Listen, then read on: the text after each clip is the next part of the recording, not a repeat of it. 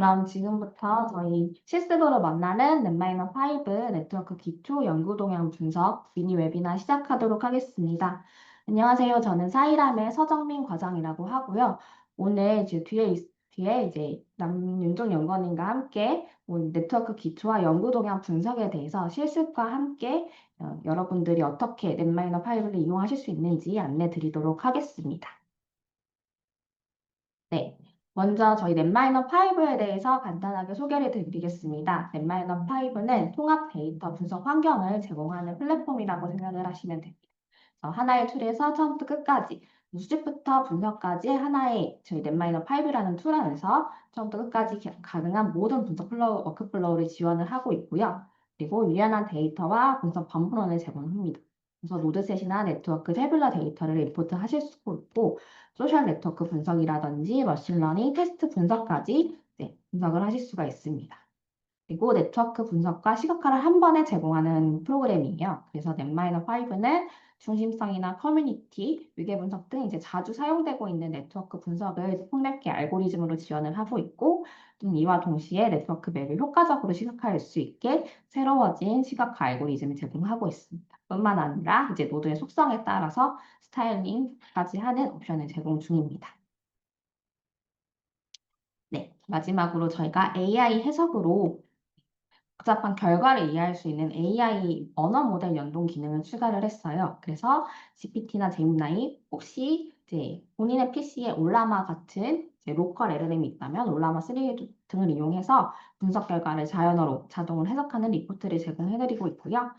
이 AI 리포트를 통해서 이제 복잡한 알고리즘 결과를 AI가 쉽게 이해할 수 있도록 설명하는 리포트를 확인하실 수가 있습니다.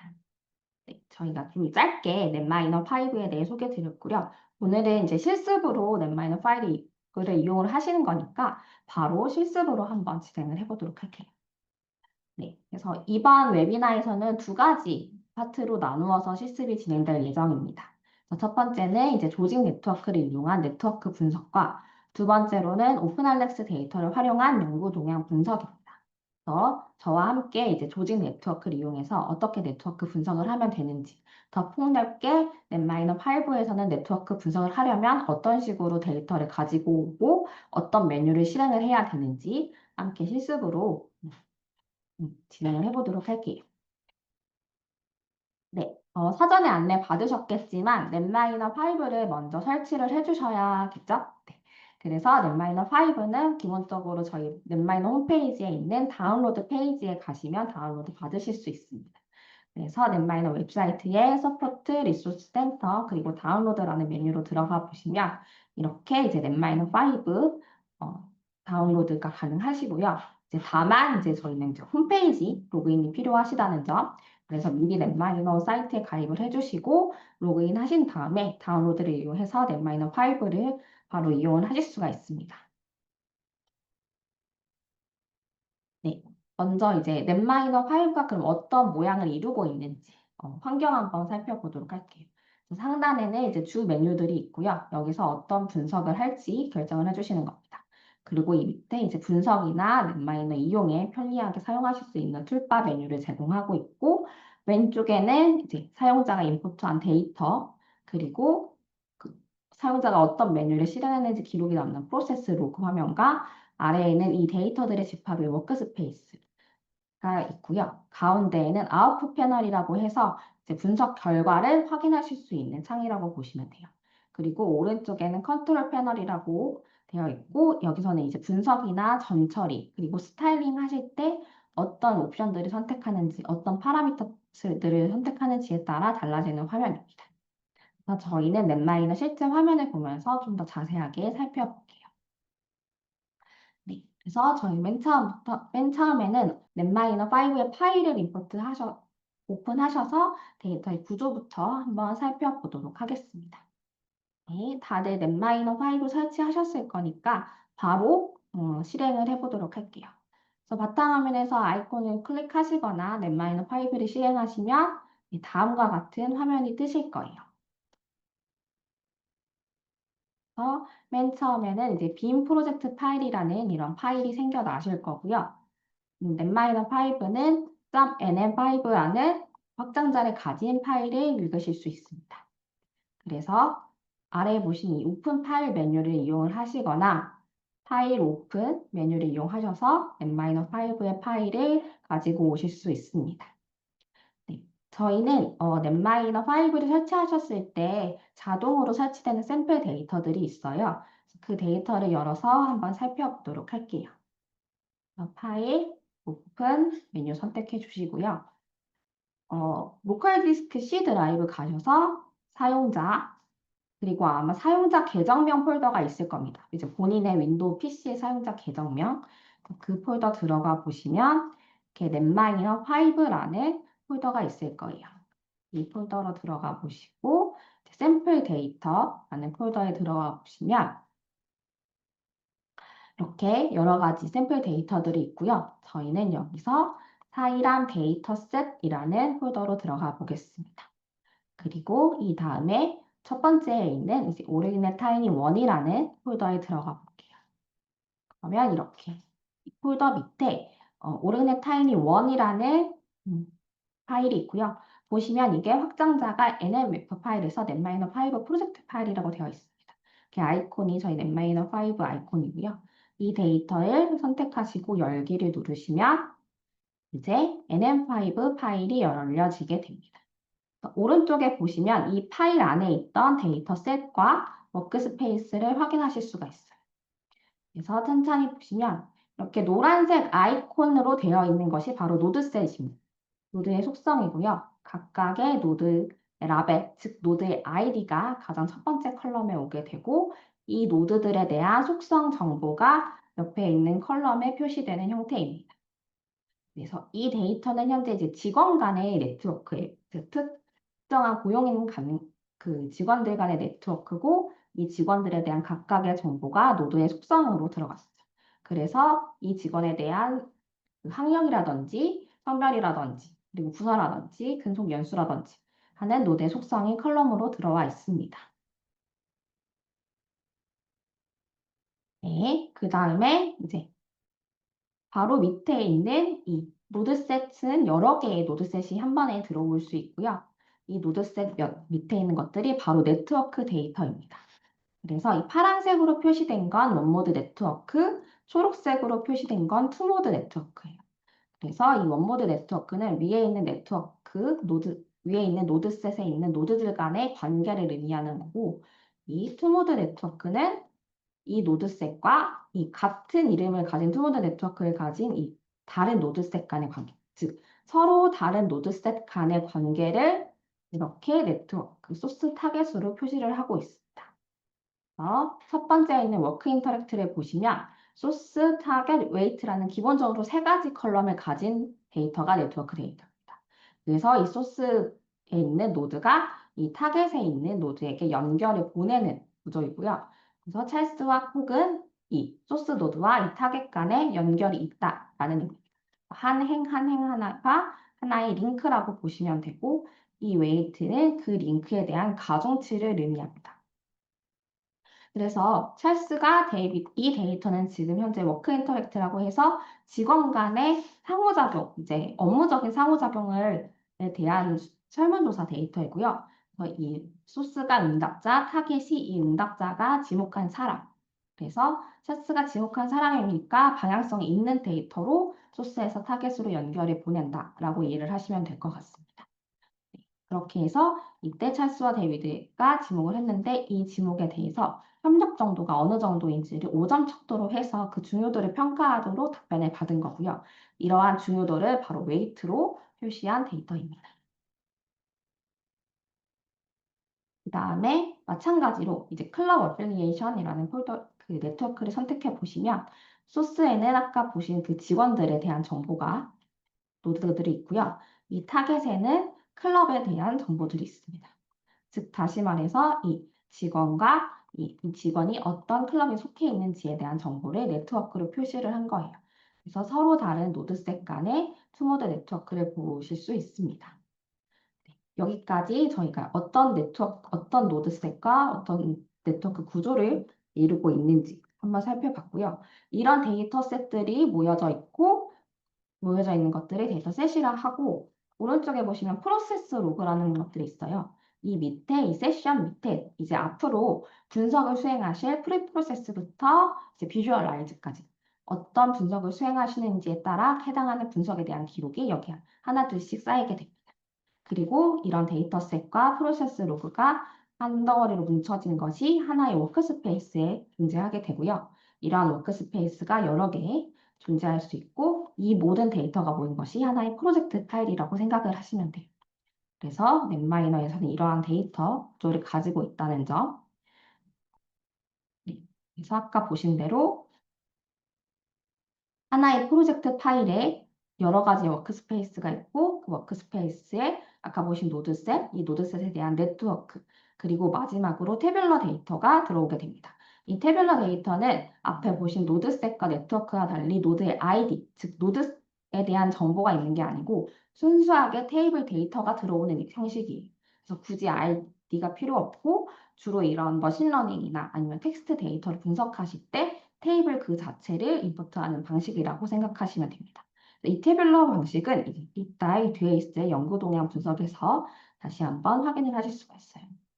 그리고 이제 하나의 노드셋에서 모여있는 노드셋에 있는 노드들끼리의 관계를 원모드 네트워크라고 하고 아까 보시다시피 하나의 노드셋과 또 다른 노드셋 간의 서로 간의 관계를 투모드 네트워크라고 부르고 있습니다. 넷마이너에서는 노드셋을 여러 개 임포트 하셔서 어떤 노드셋 조합이든지 온모드 네트워크 혹은 투모드 네트워크로 이제 데이터를 임포트 하셔서 확인을 하실 수가 있습니다. 좀 더 자세히 살펴보면 각각의 이 노드셋에 보시면 그 괄호 안에 숫자가 있어요. 이 숫자는 이제 노드의 개수와 속성의 개수를 의미하고요. 그래서 다시 화면으로 돌아가 보면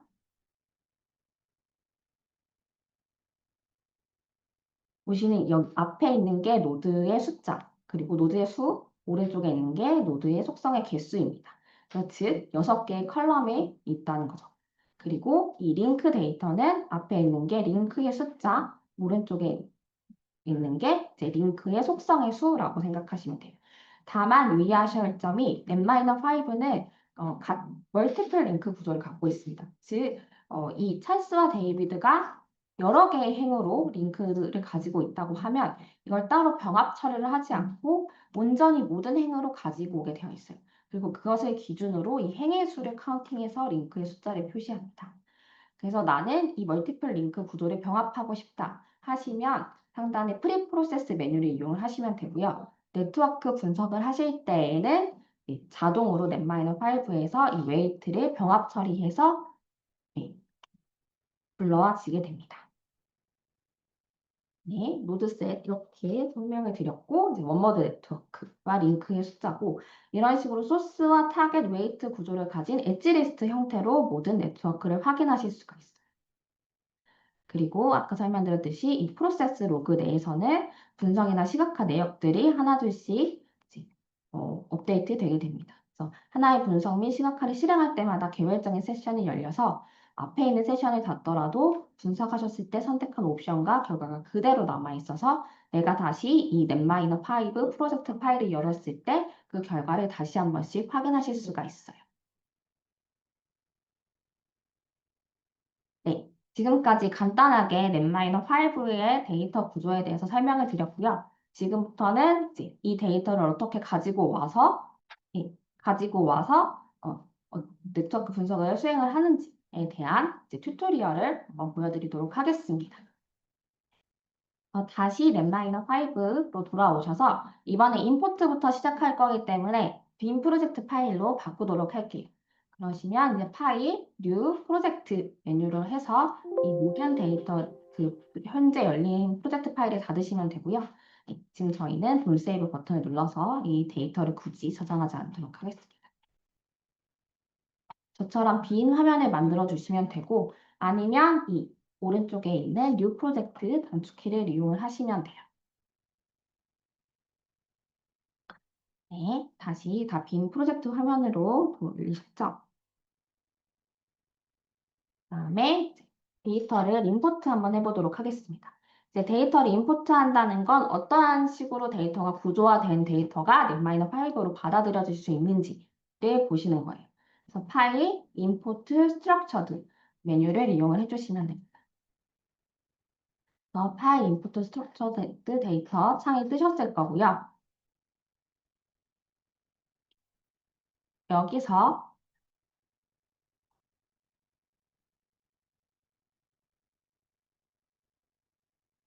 브라우즈 버튼을 누르시면 이렇게 데이터를 열 수 있는 창이 뜨게 돼요.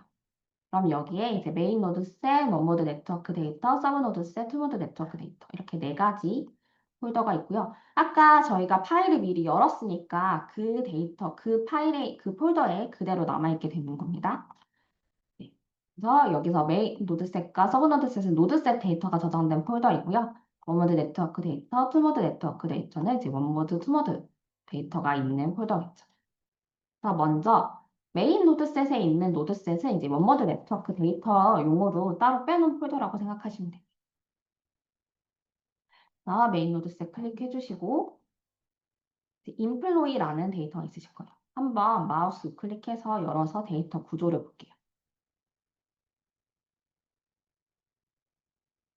그러면 이렇게 아까 저희가 넷마이너5 데이터 구조에서 보신 것과 같이 이제 노드의 라벨, 즉 노드의 아이디가 있고 각각의 컬럼에 즉 각 노드의 속성이 들어가 있는 이 테이블 형식의 데이터를 노드셋이라고 합니다.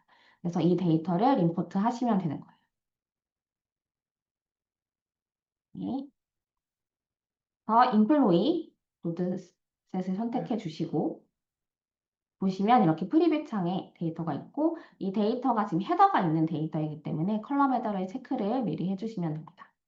그리고 저희는 현재 노드셋을 임포트하고 있었죠. 그래서 노드셋 선택을 해주시면 되고 모어 버튼을 클릭하시면 각 컬럼에 대해서 데이터 밸류 타입을 지정을 하실 수가 있고요. 그리고 데피니션에서는 이제 어떤 게 노드의 아이디를 의미하는 컬럼인지 혹은 노드의 속성을 의미하는 컬럼인지를 선택하실 수가 있어요.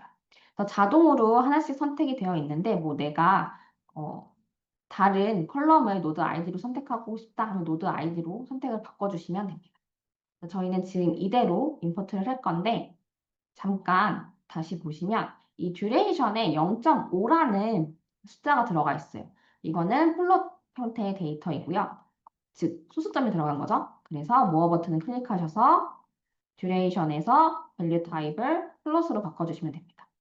즉 이렇게 밸류 타입을 이제 어떤 데이터가 들어왔는지에 따라서 직접 지정하실 수 있다는 점입니다. OK 버튼을 누르면 고요. 이 상태에서는 지금 저희가 아무 워크스페이스가 없기 때문에 완전한 새로운 워크스페이스의 데이터를 추가하도록 하겠습니다. 여기서 new 워크스페이스에 대한 명칭을 협업 네트워크라고 지정을 할게요. 그래서 이렇게 명칭을 지정해서 임포트도 가능합니다. 임포트 해보면 이 워크스페이스가 들어왔고 이 인플로이 노드셋을 클릭해 보시면 아까 보신 그 테이블대로 라벨 데이터, 즉 노드 아이디가 가장 먼저 온다고 말씀드렸죠. 그 노드 아이디, 각각의 노드에 대한 속성 데이터가 들어온 걸 확인하실 수가 있어요. 이번에는 이제 원모드 네트워크를 가지고 와보겠습니다. 똑같이 파일, 임포트, 스트럭처드 메뉴 선택해 주시면 되고 브라우즈 버튼을 눌러서 이번에 상단에 있는 그 상위 폴더로 넘어가서 원모드 네트워크 데이터를 볼게요. 넷마이너5에서 가지고 올 수 있는 데이터 형식은 이렇게 세 가지입니다. 네트워크 데이터였을 때 엣지 리스트 형태로 구조화되어 있는 데이터, 매트릭스, 즉 행렬 데이터, 링크드 리스트 형태입니다. 엣지 리스트를 하나 보시면 이 퍼스널 헬프 위드 어트리뷰트라는 데이터를 볼게요. 열기를 누르시고 한번 데이터를 살펴보도록 하겠습니다.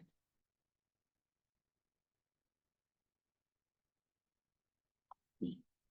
보시면 이렇게 아까 보신 그 화면에서 보셨듯이 소스, 타겟 노드, 그래서 소스가 타겟에 연결을 보내는 그 링크 구조죠. 그리고 각각의 링크에 대한 웨이트, 이 링크에 대한 속성 데이터까지 이렇게 컬럼으로 쭉 들어올 수 있습니다. 이러한 데이터를 엣지 리스트라고 부르고요. 이 데이터를 n-5에 임포트 하실 수가 있어요. 그리고 다른 형태로는 다시 상위 폴더로 가셔서 매트릭스 형태입니다. 그래서 이 데이터도 한번 살펴볼게요. 제가 CSV 파일로 열었네요.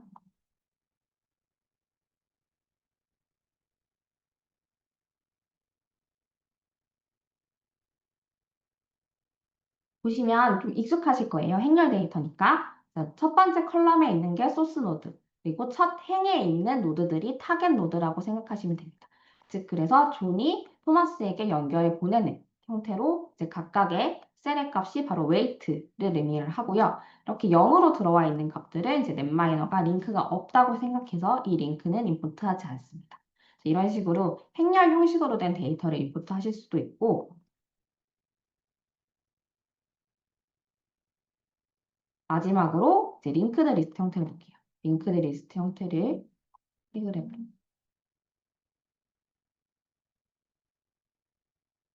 해보시면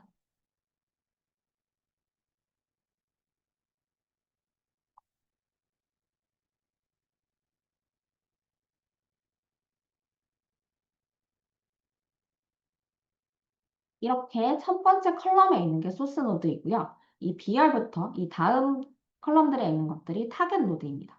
그래서 이 존이라는 사람과 데이비드가 연결이 되어 있고 존과 로버트가 연결이 되어 있다. 이런 식으로 쭉 나열을 하는 거예요. 그래서 보통 설문지 응답 같은 거 했을 때 존이 지목한 사람이 데이비드와 로버트이다. 이런 식으로 나열하는 데이터로 임포트 하시거나 아니면은 이제 각각의 문서가 어떤 키워드들에 대한 문서이다. 그래서 키워드를 쭉 나열하는 형식의 데이터를 링크드 리스트라고 부르고 이 데이터도 네트워크 데이터로 가지고 오실 수가 있습니다. 네, 저희는 이제 첫 번째에 있는 엣지 리스트 폴더로 다시 돌아가서 퍼스널 help with attribute라는 이 데이터를 선택을 해볼게요. 그러면 이제 엣지 리스트 형태였으니까 소스, 타겟, 웨이트가 있고 컬럼 헤더를 체크해 주셔야겠죠? 체크해 주시면 되고 이제 각각의 속성들 그리고 이제 원모드 네트워크를 임포트 할 거니까 네트워크, 원모드 네트워크 그리고 모어 버튼 클릭해서 어떤 컬럼이 소스와 타겟이고 웨이트인지를 지정을 해주실 수 있고 마찬가지로 밸류 타입도 지정할 수 있습니다. 그리고 이게 만약에 방향성이 있다. 아까 소스와 타겟이 뭐 소스에서 타겟에 연결을 한다, 연결을 보낸다 하면 방향성이 있는 거고요. 단순히 두 노드 간의 연결이 존재한다면 undirected, 즉 방향성이 없는 네트워크 데이터라고 생각하시면 돼요. 그래서 이 directed로 선택을 하시고 OK를 누르시면 됩니다. 그리고 앞서 저희가 인플로이 노드셋을 임포트 했었죠. 그래서 이 노드들은 이 인플로이, 즉 직원 간의 네트워크이기 때문에 먼저 들어간 노드셋을 선택해 주시면 됩니다. 그래서 인플로이 노드라고 선택을 해주시면 되고 add newly discovered nodes는 이제 네트워크 데이터에는 있는데 노드셋에는 없는 노드가 발견되면 이걸 추가할 것이냐 그렇지 않을 것이냐에 대한 설정 값입니다. 그래서 체크를 해주시면 없는 노드들은 계속해서 추가가 됩니다. 네. 아마 이 데이터는 지금 없기 때문에 아무것도 추가가 되지 않아요. 이 상태에서 임포트 버튼 클릭해 주시면 되고요. 그럼 이렇게 퍼스널 헬프 위드 어트리뷰트라는 네트워크가 들어온 걸 확인하실 수가 있습니다. 그래서 똑같이 소스, 타겟, 웨이트 들어와 있고요. 각각의 링크, 속성들 들어와 있습니다. 이번에는 투모드 네트워크 데이터를 임포트 해볼 건데 투모드 네트워크 데이터를 임포트 하기 전에 이제 이 인플로이 노드와 투모드 네트워크를 구성하고 있는 다른 노드셋을 먼저 임포트 해볼게요. 파일, 임포트, 스트럭처드 똑같이 브라우즈 버튼 눌러서 상위 폴더에 있는 이제 모르는 타이니 원 폴더로 다시 돌아가셔서 서브노드셋 폴더로 들어와줘. 그럼 여러 가지 이제 투노드 네트워크를 구성하실 수 있는 여러 개의 노드셋 샘플이 있어요. 여기서 저희의 인터레스트라는 데이터를 선택해 보도록 하겠습니다. 그러면 이렇게 이제 각각의 인터레스트에 대한 이제 노드들이 있고 이 인터레스트 노드들에 대한 속성인 카테고리가 있습니다. 지금 보시면 이제 컬럼 이 헤더를 체크를 해주셔야 내가 원하는 컬럼 헤더가 있는 데이터라면 컬럼이 선택이 되겠죠. 아까 노드셋을 임포트 하셨을 때와 마찬가지로 노드셋 선택해 주시면 되고요. 지금은 이 노드셋 같은 경우에는 아까 있던 인플로이와 다른 노드셋이죠. 그래서 이 노드셋에 아무것도 선택하지 않습니다. 이 노드셋 자체를 새로 임포트를 해야 되는 거니까요. 이 상태에서 임포트 누르시면 이제 인터레스트라는 새로운 노드셋이 생성되고 이 노드셋에 대한 그 정보들이 들어와 있습니다. 이제 인플로이와 인터레스트 같은 이 두 노드셋 간의 투모드 네트워크를 가지고 올 거예요. 똑같이 파일, 인풋, 스트럭처드. 그리고 브라우즈 버튼 클릭해서 상위 폴더로 돌아가시고요. 그래서 이번에는 투모드 네트워크 데이터를 입력을 해보도록 하겠습니다. 원모드 네트워크와 투모드 네트워크는 똑같이 소스 타겟으로 이루어진 구조화된 데이터 형식을 인풋 하시는 거예요. 그래서 생김새는 같지만 이 각각의 소스와 타겟이 의미하는 바가 다릅니다. 그래서 예를 들어 저희가 아까는 엣지 리스트 형태를 가지고 왔으니까 이번에는 링크드 리스트 형태를 가지고 와볼게요. 그래서 링크드 리스트에 interested in이라는 데이터를 선택해 주시면 보시다시피 여기 가장 첫 번째에 있는 컬럼이 소스 노드, 이 다음부터 있는 컬럼들은 다 타겟 노드라고 말씀을 드렸어요. 투모드 네트워크에서는 첫 번째에 있는 소스 노드셋이 인플로이에 있는 노드셋 곳이고 이 타겟 노드에 들어가 있는 것이 다른 노드셋인 즉 인터레스트에 있는 노드들입니다. 그래서 소스와 타겟에 있는 노드가 서로 다른 노드셋에 존재를 하는 거죠. 그래서 이런 식으로 데이터가 들어올 수 있다라는 점 이해하시면 되고 지금 보시다시피 이 데이터는 컬럼이 없기 때문에 컬럼 헤더를 체크하지 않고요. 네트워크는 투모드 네트워크니까 투모드 네트워크 선택해 주시면 되고 아까 소스 노드셋과 타겟 노드셋이 다르다고 말씀드렸죠. 그래서 사전에 미리 인풋한 인플로이와 소스 노드셋에 있는 이 노드셋의 정보 들어가 주시면 되고 타겟 노드셋의 인터레스트 이렇게 들어가 선택해 주시면 됩니다. 똑같이 애드밀 디스커버리 노드즈를 선택을 할게요. 그래서 인풋 누르시면 이렇게 두 노드셋을 가지고 투모드 네트워크를 데이터를 인풋 하실 수가 있는데 죄송해요. 제가 지금 잘못 인풋했죠. 그래서 만약에 데이터를 잘못 가지고 오셨으면 데이터 선택하시고 마우스 클릭하신 다음에 딜리트 눌러주시면 돼요. 그러면 데이터가 삭제가 되고요. 다시 파일, 인포트, 스트럭처드 그래서 interested in 데이터 선택해 주시고 투모드 네트워크 선택해 주신 다음에 아까 제가 놓친 부분이 바로 여기입니다. 우리가 아까 세 가지 타입의 데이터 구조를 봤잖아요. 그 구조가 어떤 구조인지 선택을 해주셔야 돼요. 그래서 지금 링크드 리스트 형태의 데이터를 갖고 오고 있으니까 링크드 리스트 선택해 주시면 되고 똑같이 소스 노드는 타겟, 인플로이, 타겟 노드셋은 인터레스트 선택해 주시면 됩니다. 다시 인풋 시작할게요. 그러면 이렇게 소스 노드에는 인플로이에 있는 노드들이 타겟에는 인터레스트에 있는 노드들이 들어온 데이터를 가지고 오신 겁니다. 이렇게 해서 노드셋과 원모드 네트워크, 투모드 네트워크에 대해서 인풋 하시는 방법에 대해서 다들 해보셨을 거라고 생각을 하고요. 이 다음에는 이제 이렇게 만들어진 데이터에서 내가 특정한 노드들만 보고 싶잖아요. 특정한 노드들만 이용을 해서 데이터를 구조화하고 싶다 하실 때는 조건식에 의해서 데이터를 추출하실 수가 있습니다. 그건 넷마이너에서 툴 쿼리에서 쿼리 기능이라고 부르는 게 있어요. 그래서 인플로이 노드셋 다시 가보시면 만약에 내가 이 직원들 중에서 마케팅 부서에 있는 사람들만 뽑아서 이 마케팅 부서에 대한 네트워크를 구성하고 싶다 하시면 노드의 속성 중 디파트먼트가 마케팅인 노드만 추출하시면 되겠죠. 그러면 그 내용에 대해서 이제 쿼리 컴포저를 이용해서 조건식을 이용을 해서 데이터를 추출할 수가 있습니다. 셀렉트 데이터셋에서 내가 어떤 데이터를 대상으로 데이터를 추출할지 선택해 주시면 되고요. 인플로이 노드셋이죠. 인플로이 노드셋을 선택해 주시면 이렇게 인플로이 노드에 대한 속성들이 나오게 됩니다. 여기서 아까 디파트먼트 부서였죠. 이 부서에서 마케팅인 사람만. 그래서 다시 보시면 이렇게 클릭을 하시면 바로 쿼리 에디터에 노드 속성의 이름이 들어가게 됩니다. 그래서 이 쿼리 에디터에서 조건식을 입력을 하셔서 데이터를 추출하시는 거예요. 그리고 아래에 있는 연산자. 그래서 여기서 마케팅. 눈에 클릭하시고 쌍따옴표 안에 마케팅이라고 입력을 합니다. 그러면 이제 디파트먼트 부서가 마케팅인 노드만 뽑겠다라는 조건식이고요. run 쿼리를 누르시면 이렇게 총 22개 노드에서 12개의 노드가 추출이 될 것이다 라는 쿼리 리저트가 나오고요. 이 데이터를 새롭게 저장을 해주셔야 이후 분석에서 사용하실 수가 있어요.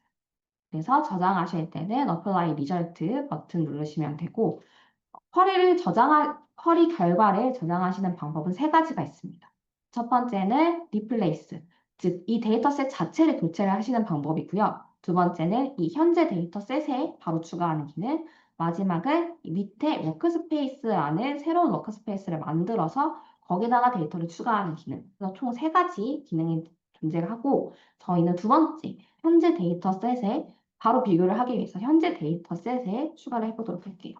Add Result 버튼을 누르시면 이렇게 바로 데이터가 추가되게 됩니다.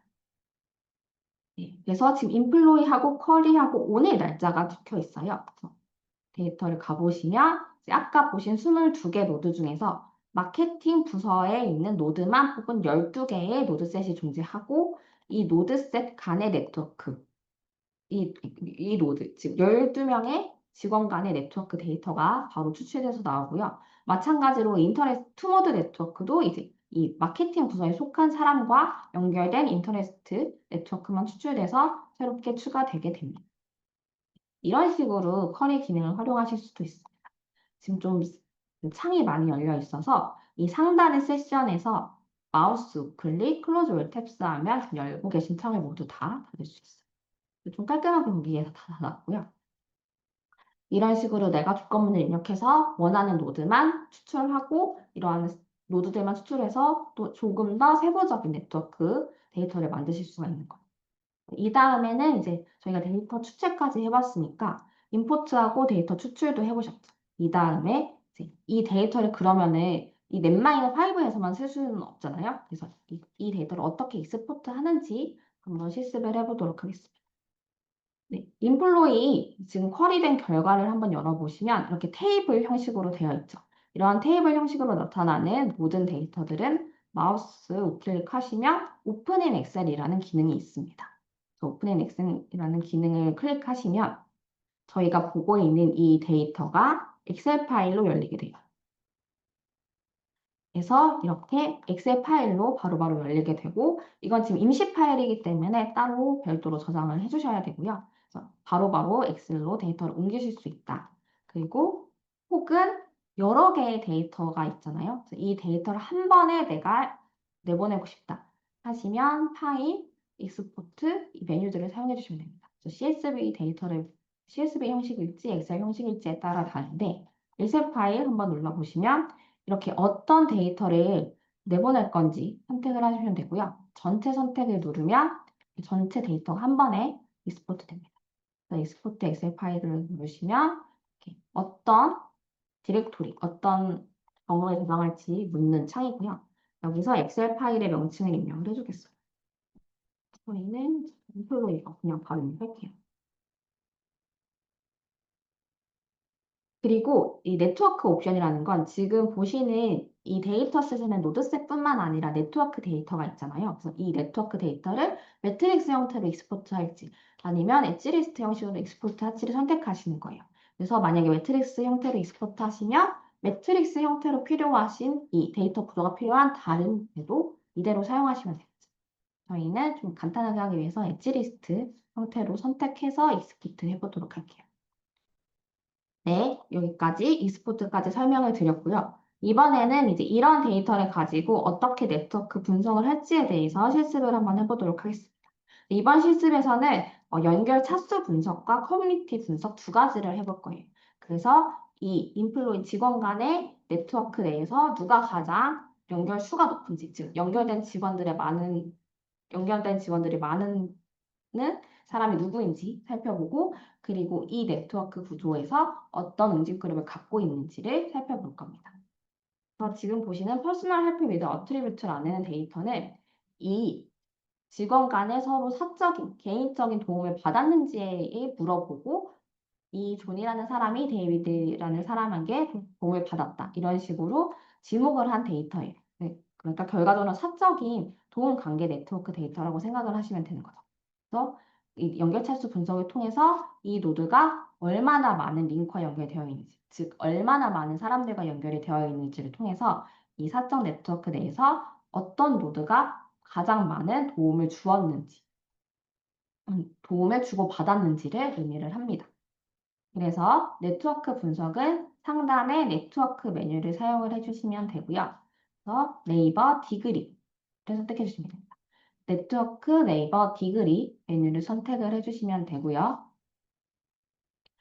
가운데 보시는 인스트럭션을 통해서 이제 대략적인 인스트럭션을 제공을 해드리고 있으니까 가끔 분석을 하실 때 좀 어떻게 바로 시작을 할지 모르겠다 하시면 이 인스트럭션 첨부해 보시면 좋을 것 같습니다. 그래서 인풋에서 내가 분석할 데이터, 네트워크 데이터를 선택을 합니다. 그래서 저희는 지금 사적인 친분 관계, 도움 관계를 선택을 할 거고요. 쿼리된 결과가 아니고 바로 저희가 임포트한 데이터, 네트워크 데이터를 사용을 할 거예요. 이 가장 위에 있는 데이터를 선택해 주시면 되고 유즈 웨이트는 이 디그리 분석을 할 때 가정치를 고려할지 그렇지 않을지를 결정하는 옵션입니다. 가정치를 고려하신다고 생각하시면 각각의 연결 찰수가 이 가정치의 합으로 계산이 되게 됩니다. 네. 그래서 저희는 가정치는 고려하지 않고 분석을 하도록 해요. 즉, 몇 명과 연결되어 있는지만 보게 되는 거겠죠. 그래서 런 프로세스 누르시면 이렇게 결과가 뜨게 됩니다. 분석 결과는 이제 R이라는 리포트 형태와 T라는 이제 테이블 형태, 그리고 M으로 시작하는 시각화 결과 형태로 제공을 드리고 있어요. 그래서 리포트를 다시 돌아와서 보시면 이제 이 디그리, 그 각각의 노드들에 대한 디그리 스코어에 대한 디스트리뷰션 정보, 그리고 어떤 노드가 가장 그 디그리가 높은지에 대한 순위표가 나오게 되고요. 이 다음에 이제 넘버 오브 노드 타입스라고 해서 어떤 각각의 노드의 타입들별로 몇 개의 노드가 있는지에 대한 정보를 표시해 주고 있습니다. 이런 식으로 결과에 대한 간략한 요약 정보를 리포트에서 제공을 해드리고 있어요. 보시면 여기는 아이솔레이트, 고립된 노드죠. 연결이 아예 없는 노드가 딱 한 개 있다라는 의미이고요. 트랜스미터나 리시버와 같이 연결을 보내기만 하는 노드가 몇 개인지, 연결을 받기만 하는 노드가 몇 개인지에 대한 정보들을 제공을 하고 있습니다. 그리고 위에 보시는 이 T로 시작하는 것들은 다 테이블 형식의 데이터이고요. 이런 테이블 형식의 데이터는 add to dataset이라고 해서 이 테이블 정보를, 이 데이터를 바로 데이터셋으로 추가하실 수가 있어요. 지금 보시는 디그리 벡터 테이블 같은 경우에는 각각의 노드가 얼마나 어느 정도의 연결수를 가졌는지, 연결 차수를 가졌는지에 대한 정보가 분석 결과입니다.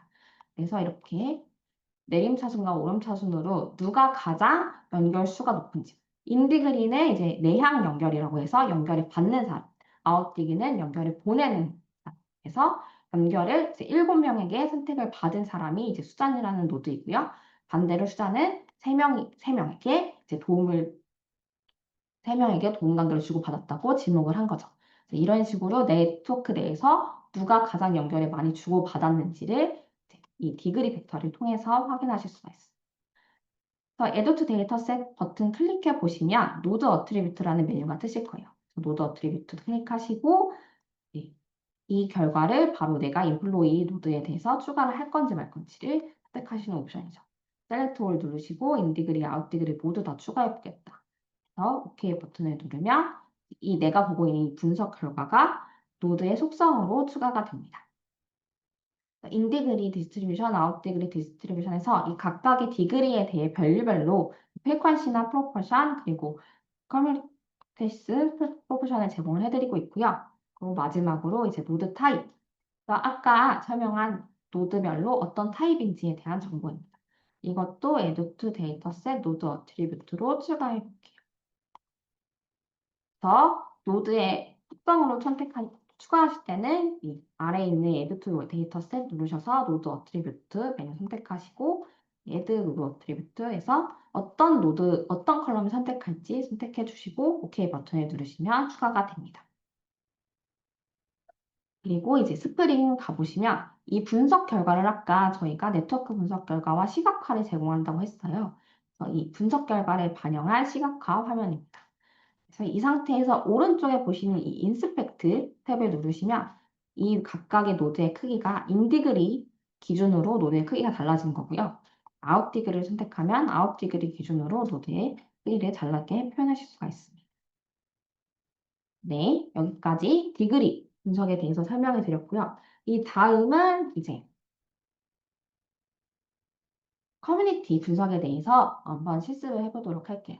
커뮤니티 분석 같은 경우에는 이 연결된 이 연결 구조를 중심으로 어떤 노드끼리 응집되어 있는지 그 응집 구조를 살펴보시는 거예요. 그래서 네트워크, 서브그룹, 커뮤니티, 루베인 메뉴를 눌러주실 거예요. 다시 네트워크, 서브그룹, 커뮤니티, 루베인. 이 루뱅 메뉴를 실행을 해주시고 똑같이 인풋에서 원모드 네트워크, 그래서 퍼스널 위즈 어트리뷰트라는 네트워크를 선택을 해주시고요. 이 아래에 있는 것들은 이제 메인 프로세스라고 해서 이 각각의 커뮤니티 분석을 하실 때 가중치를 고려할지 시메트라이즈를 할지를 결정해 주시는 겁니다. 시메트라이즈는 이 방향성을 없애는 옵션이에요. 그래서 커뮤니티 분석을 하실 때는 방향성을 없애는 옵션을 선택을 해주시고 런 프로세스를 누릅니다. 네, 그럼 마찬가지로 이렇게 커뮤니티 수라든지 각각의 커뮤니티에 대한 그 정보라든지 사이즈라든지 퍼센트 정보를 제공하고요. 가장 최대의 모듈러리티 값도 제공을 해드리고 있습니다. 커뮤니티 루뱅 테이블 가보시면 각 노드가 어떤 커뮤니티에 속해 있는지 커뮤니티의 아이디 정보를 제공하고 있고 클러스터드 맵을 가보시면 이 응집된 커뮤니티끼리 하나의 원 안에 시각화된 형태를 보실 수가 있어요. 그래서 연결 구조를 기반으로 어떤 노드끼리 응집되어 있는지, 어떤 노드끼리 모여 있는지를 확인을 하실 수 있는 분석 방법이에요. 여기서 스타일 탭에 가보시면 이 노드들에 대한 스타일도 수정하실 수가 있습니다. 예를 들어 노드 중에 컬러의 오른쪽에 버튼을 누르시면 이 어트리뷰트별로 스타일링을 바꾸실 수 있는 기능이에요. 그래서 여기서 저희는 이제 어떤 속성, 즉 속성에서 한번 디파트먼트라고 해볼게요. 그러면 보시다시피 지금 보고 계시는 이 응집 구조는 같은 부서에 있는 속한 사람들끼리 응집 구조를 이루는 걸 확인하실 수가 있겠죠. 여기는 조금 다른 부서들이 섞여 있는 응집 그룹이고요. 이런 식으로 어떤 응집 그룹이 나오고 이 노드가 어떤 응집 그룹에 속하고 이 응집 그룹들은 어떤 속성들을 가지고 있는 커뮤니티인지 응집 그룹인지를 살펴보실 수가 있는 겁니다. 네, 여기까지 이제 커뮤니티 분석까지 진행을 해봤고요. 이 다음은 이제 이 네트워크 데이터를 어떻게 시각화할지에 대해서 한번 실습을 해보도록 할게요. 시각화는 상단의 비주얼라이즈 네트워크 메뉴에서 사용하실 수가 있습니다. 그래서 비주얼라이즈 네트워크 원모드 눌러서 이 아까 보신 이 퍼스널 헬프 위드 어트리뷰트라는 네트워크를 시각화해 볼게요.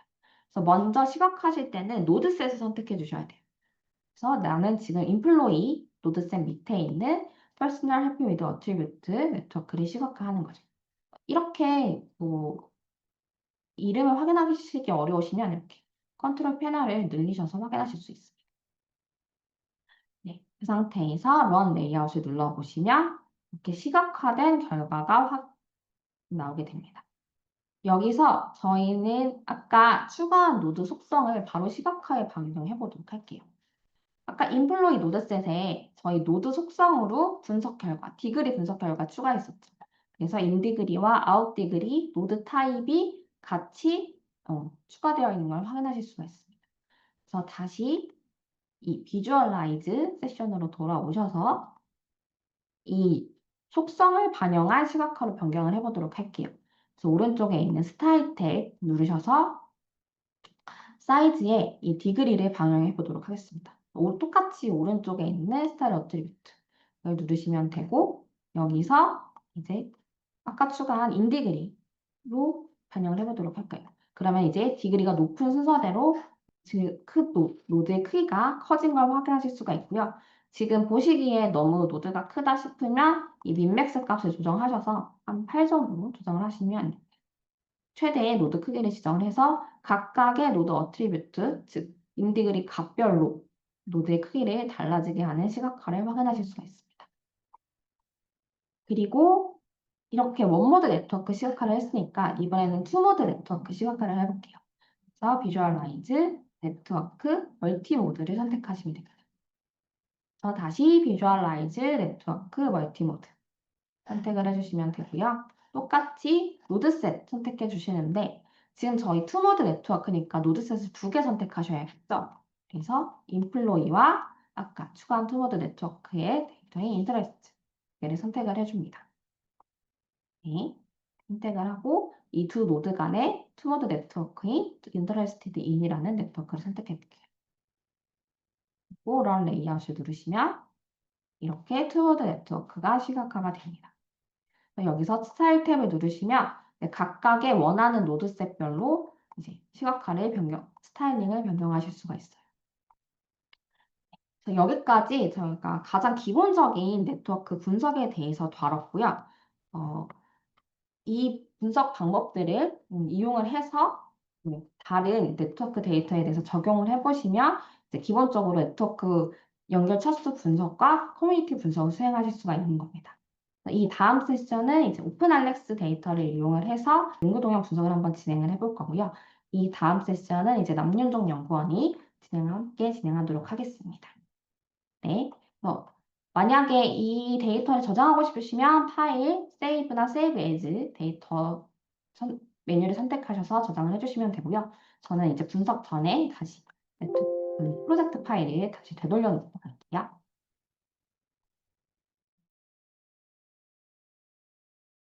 네, 안녕하세요. 네, 넷마이너5 시연을 담당한 남윤종 연구원입니다. 네, 이번 시간에는 넷마이너5와 논문 데이터 수집기인 비블리오 데이터 컬렉트를 이용해서 해외 논문을 직접 수집하고 수집한 논문 데이터를 넷마이너로 불러와 텍스트 분석 및 시각화와 토픽 모델링 분석을 수행하는 일련의 과정에 대해 소개해드리도록 하겠습니다. 네, 첫 번째는 비블리오 데이터 컬렉터로 수집한 해외 논문 데이터를 넷마이너5로 불러오는 절차에 대해 말씀드리겠습니다.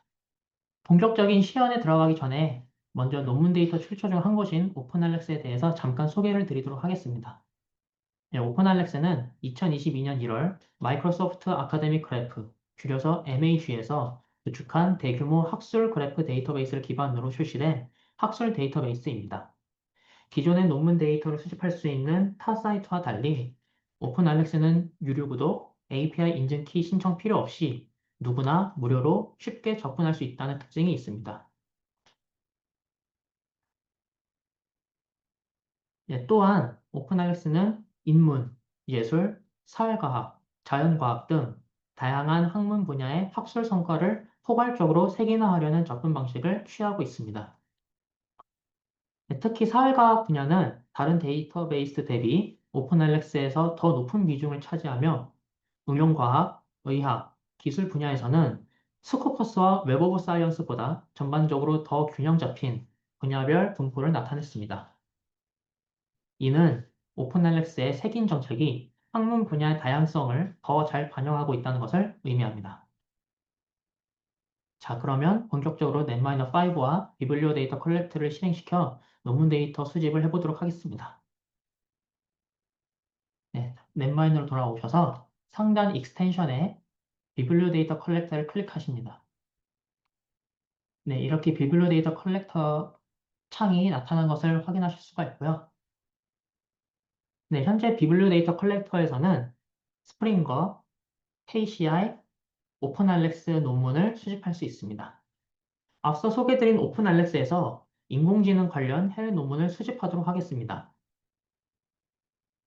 먼저 이 수집 필드란에는 논문의 초록, 논문 제목, 논문 저자, 저자의 소속 기관, 논문이 게재된 학술지명, 이렇게 필드로 이렇게 선택을 하실 수 있어서 해당 기준으로 논문을 수집할 수 있습니다.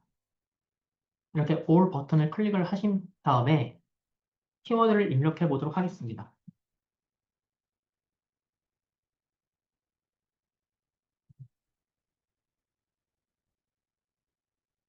Artificial Intelligence라는 키워드를 입력을 하시고 Insert 버튼을 누르시면 이렇게 내용이 입력이 되신 것을 확인하실 수 있습니다. 네, 그 다음 밑에 Publication Date에서는 해당 키워드를 가지고 그 논문 수집을 하실 때 기간을 설정하실 수 있는 공간입니다. 그래서 All Years 버튼은 전체 기간의 논문 중에서 아티피셜 인텔리전스와 관련된 논문을 수집할 수 있는 거고요. 이 시간에는 이 데이터 레인지, 즉 특정 기간 내에 작성된 논문만을 이렇게 수집을 해보도록 하겠습니다. 그래서 2024년부터 2025년까지 약 1년 동안 인공지능과 관련된 해외 논문을 이렇게 수집을 하도록 세팅을 해놓고요. 그 다음에 max number of articles는 그렇다면 이런 논문을 몇 건 수집할 거냐. 그래서 최대 논문 수집량을 이렇게 조건을 설정해 놓는 곳입니다. 최대로 5만 건까지 수집을 할 수가 있고요. 5만 이상의 숫자를 입력을 하시면은 자동적으로 5만이 이렇게 입력이 되시는 것을 확인하실 수 있습니다. 이 시간에는 100건의 논문만 수집을 해보도록 하겠습니다. 이렇게 숫자 100을 입력을 하신 다음에 스타트 버튼을 누르시면 논문이 수집이 되고 있습니다.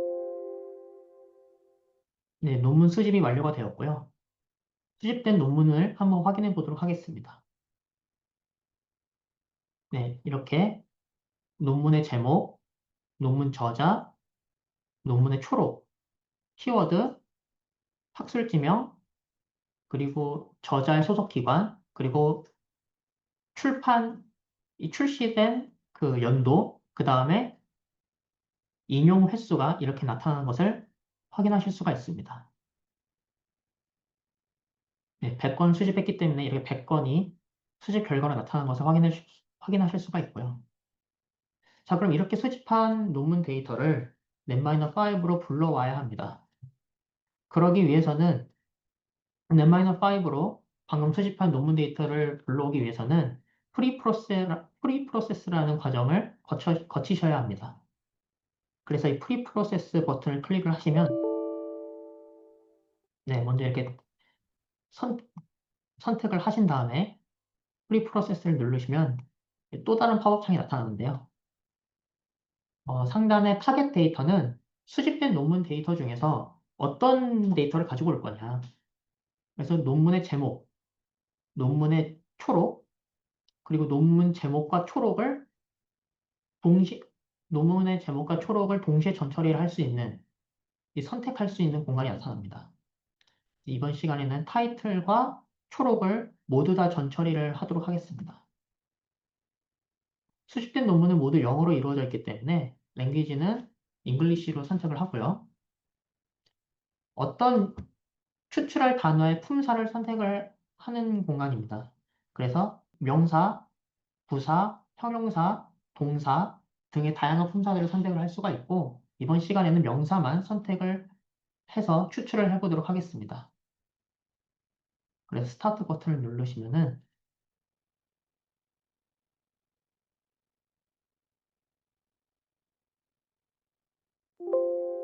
네, 전처리가 완료가 된 것을 확인하실 수가 있습니다. 그래서 이 프리프로세스 공간에 좀 전에는 no라고 표시가 되어 있었는데 지금 전처리가 완료가 되었기 때문에 이렇게 yes로 표시가 되는 것을 확인하실 수가 있습니다. 더블 클릭을 해보시면은 하단에 어서 스텝과 워드 스텝이 나타나는 것을 확인하실 수가 있습니다. 그래서 이 어서 스텝은 100건의 논문에 나타난 저자들의 이름이 이렇게 나타납니다. 그래서 이 논문의 저자에 대한 정보가 이 어서 스텝에 나타나는 것을 확인하실 수가 있고요. 워드 스텝은 이 논문에서 추출된 아까 그 명사만 제가 이제 추출하기로 선택했었는데 그래서 이 논문에서 추출된 이 명사들에 대한 이 단어들에 대한 정보가 이렇게 나타나는 것을 확인하실 수가 있습니다. 자, 이렇게 전처리가 완료가 됐으면은 이제 Import into 넷마이너 버튼을 클릭해서 넷마이너로 논문 데이터를 가지고 오도록 하겠습니다.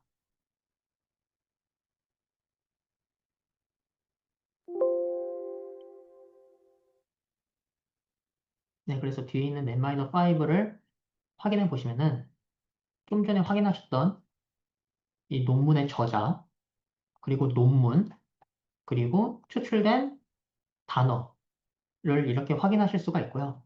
그리고 각 노드 간에 연결된 네트워크, 즉 투모드 네트워크까지 이렇게 잘 가지고 온 것을 확인하실 수가 있습니다.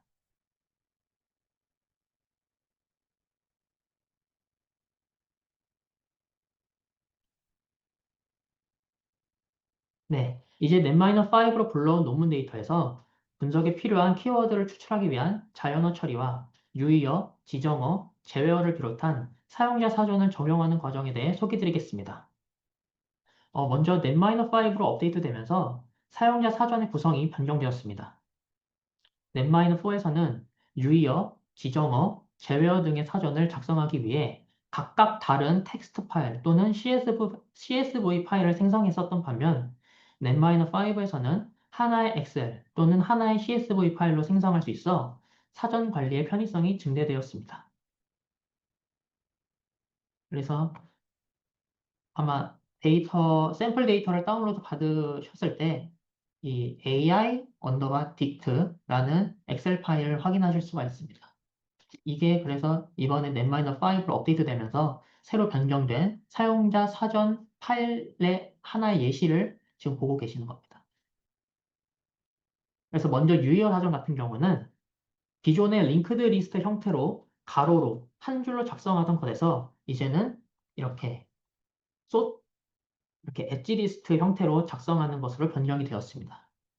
그래서 우측에 있는 이 타겟 데이터에 있는 단어가 좌측에 소스 노드에 있는 이 단어로 변환이 되는, 그래서 뭐 예를 들어서 제일 첫 번째 위에 있는 대문자로 이루어진 artificial intelligence가 있고 타겟 노드셋에 있는 타겟 노드셋에도 이렇게 artificial intelligence가 이렇게 있는데요.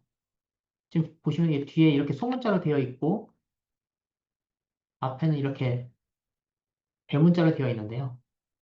소문자로 이루어진 이 artificial intelligence가 대문자로 이루어진 artificial intelligence로 변환이 된다. 그렇게 이제 이해를 하시면 되겠습니다. 그리고 이 지정어와 제외어 사전이 있는데 이 지정어 사전과 제외어 사전 같은 경우는 기존에 세로로 한 줄로 작성하던 것과 동일하게 작성하시면 됩니다. 참고로 유의어 사전에 있는 이 단어를 어, 자동으로 지정어 사전으로 취급하기 때문에 유의어 사전에 있는 단어를 굳이 지정어 사전에 또다시 입력하실 필요는 없습니다. 그래서 다시 넷마인으로 돌아와서 네, 그래서 좀 전에 보셨던 그 사용자 사전을 넷-5로 불러오도록 하겠습니다. 상단의 파일에 import structure로 이동을 하셔서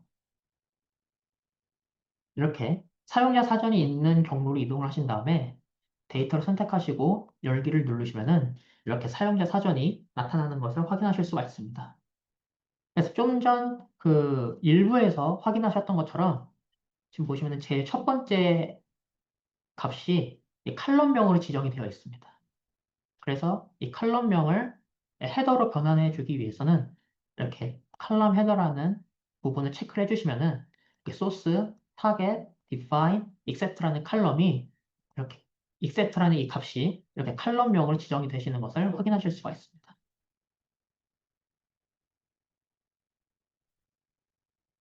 그리고 또 하나 주의하실 점이 이 사용자 사전 같은 경우는 반드시 데이터 타입을 태블러 형태로 지정을 해주셔야 합니다.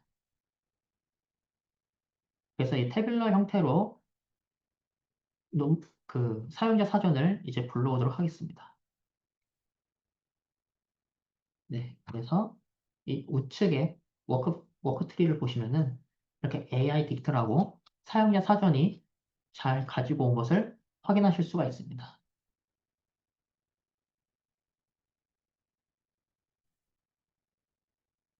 상단에 텍스트, 워드 스태틱스를 클릭합니다. 이 워드 스태틱스는 텍스트의 데이터로서 주요 단어 통계 및 TF, IDF 값을 계산하는 기능입니다. 문서 내에 의미 있는 단어를 정량적으로 파악하고 문서와 단어 간의 관계를 네트워크 형태로 시각화하고자 할 때 유용합니다.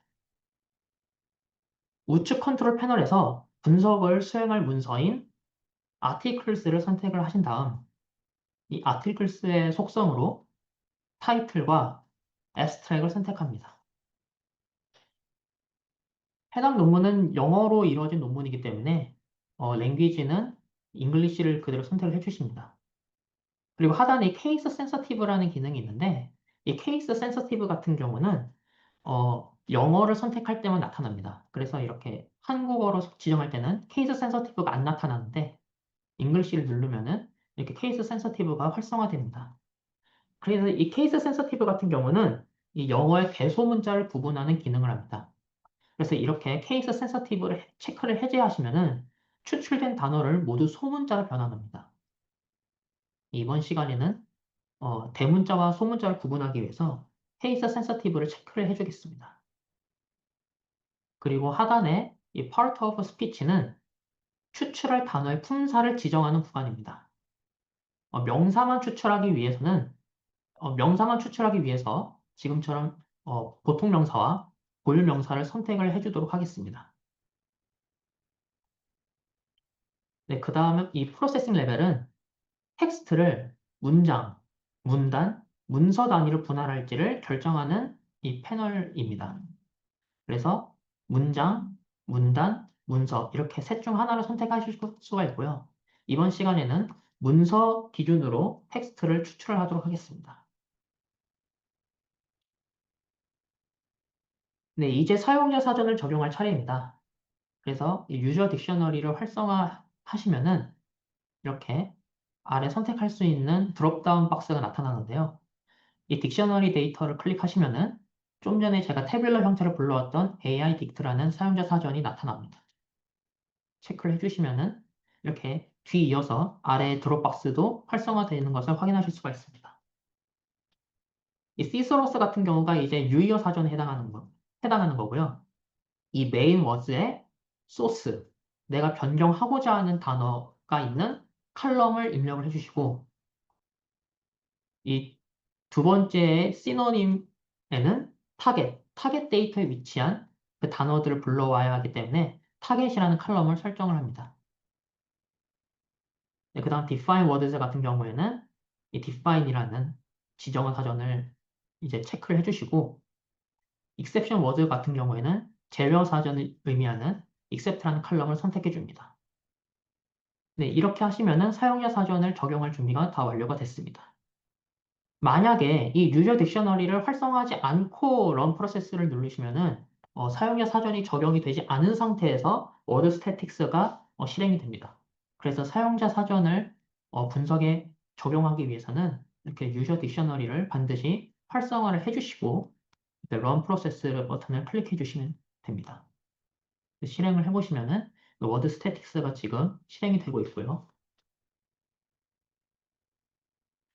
한 30초 정도 소요가 될 것으로 예상됩니다.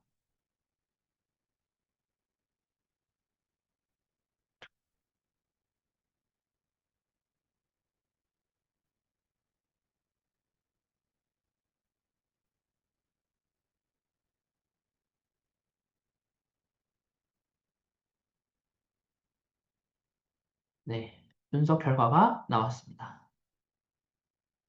그래서 상단에 이 워드 탭을 클릭을 해보시면은 네, 단어에 대한 정보가 이렇게 나타나는데요. 먼저 가장 많은 빈도수를 기록한 단어를 살펴보겠습니다. 그 전에 이 워드스 탭에는 이 단어별 품사, 그리고 단어의 길이, 그리고 단어의 사용 빈도, 그리고 등장 문서 수, 그 다음 평균 TF-IDF 값이 이렇게 나타나는 것을 확인하실 수가 있습니다. 자, 이 중에서 가장 많이 사용된 단어가 무엇인지 확인해 보기 위해서는 이렇게 토탈 프리퀀시를 이렇게 클릭을 해주시면은 이렇게 자동으로 화살표로 인해서 이렇게 내림차순으로 정렬이 되는 것을 확인하실 수가 있습니다. 그래서 education, challenge, study, application, machine learning, healthcare부터 이렇게 쭉쭉 가장 많이 사용된 단어가 이렇게 내림차순으로 정렬이 되는 것을 확인하실 수가 있고요. 한 번 더 클릭하시면 이제 오름차순으로 이렇게 정렬이 되는 것을 확인하실 수가 있습니다. 네, 이번에는 평균 TF-IDF 값을 기준으로 정렬을 해보도록 하겠습니다. 그래서 마찬가지로 average TF-IDF를 클릭하시면은 이렇게 TF-IDF가 높은 순으로 내림차순으로 정렬이 되는 것을 확인하실 수가 있습니다. 그래서 illusion, disaster, geoscience, generative AI, 나노 제너레이터 등 이렇게 단어가 정렬이 되는 것을 확인하실 수가 있습니다. 그래서 가장 많은 빈도수 순으로 정렬한 단어와 평균 TF IDF가 높은 순으로 정렬한 단어가 조금 결과가 달라지는 것을 같이 확인하실 수가 있습니다. 자, 여기서 TF-IDF가 무엇인지 잠깐 설명을 드리도록 하겠습니다. 그래서 TF-IDF는 문서에서 어떤 단어가 얼마나 중요한지를 수치로 나타내는 방법입니다.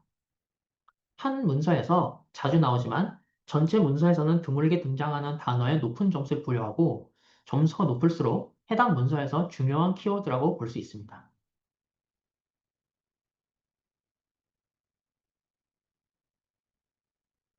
네, 다음은 넷-5로 네트워크 분석과 단어 네트워크를 생성하는 방법에 대해 소개해 드리겠습니다.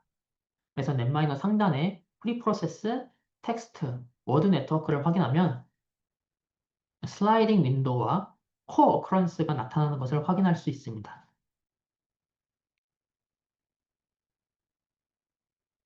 네, 즉, 텍스트에서 추출한 단어들로 네트워크를 구성하는 방법은 슬라이딩 윈도우 방식과 코어 어커런스 방식 총 두 가지 중 하나를 선택할 수 있습니다. 먼저 슬라이딩 윈도우 방식은 단어 간 거리, 즉 단어 간의 인접성을 기준으로 링크를 생성하는 방식이므로 문맥을 고려한 네트워크 생성 방식입니다. 이때 윈도우 사이즈라는 값이 있는데요. 이 윈도우 사이즈라는 값을 통해서 얼마나 인접한 단어 사이의 링크를 형성할 것인지를 결정할 수가 있습니다. 네, 반면 이 코어 어커런스 방식은 동시 출현에 기반하여 링크를 생성하는 방식이므로 하나의 문서에 등장한 모든 단어 간의 링크가 생성됩니다. 그래서 나란히 등장하는 단어끼리만 링크를 생성하려면 슬라이딩 윈도우 방식을, 전체 문서에 동시에 등장한 단어끼리 모두 링크를 생성하려면 코어 어커런스 방식으로 네트워크를 형성하면 됩니다. 네, 이번 시연 시간에는 슬라이딩 윈도우 방식으로 단어 네트워크를 생성하도록 하겠습니다.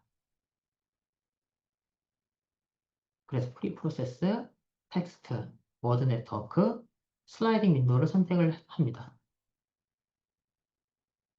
그러면 이렇게 슬라이딩 윈도우 창이 나타나는 것을 확인하실 수가 있고요. 워드 스태틱스에서 실행했던 것과 마찬가지로 이 데이터 아이템에 articles, 그다음에 attribute에 똑같이 타이틀과 abstract을 누르겠습니다. 그리고 언어도 English, 케이스 센서티브는 체크를 하겠고요. 보통 명사, 일반 명사 체크를 하고 프로세싱 레벨 역시 문서 단위로 추출하도록 하겠습니다. 그리고 이 사용자 사전 설정해 주시는 거 까먹지 마시고요. 이렇게 사용자 사전까지 적용을 해주신 다음에 아래 이 파라미터에 좀 전에 제가 설명드린 이 윈도우 사이즈라는 값을 입력을 할 수 있게 돼 있습니다. 앞뒤로 3개의 단어 내에서 링크를 형성하기 위해서 윈도우 사이즈는 3으로 입력을 하겠습니다. 이렇게 직접 숫자 3을 입력을 해주셔도 되고요. 화살표로 이렇게 클릭을 하셔도 숫자 3이 이렇게 입력이 되는 것을 확인하실 수가 있습니다. 그 다음에 이 밑에 있는 링크 프리퀀시 스레시홀드 같은 경우는 공동 등장 횟수의 임계값을 의미합니다. 단어 간의 연결 횟수가 2회 이상인 링크만 추출하겠습니다. 그래서 숫자 2를 이렇게 입력을 하겠고요. 그리고 아래 다이렉션 같은 경우는 이 네트워크를 방향성을 있게 할 거냐, 방향성을 없게 할 거냐를 선택할 수 있는 공간입니다. 그래서 undirected를 선택하셔서 비방향성 네트워크를 생성을 하도록 하겠습니다. 런 프로세스를 실행을 하시면은 워드 네트워크가 실행이 됩니다.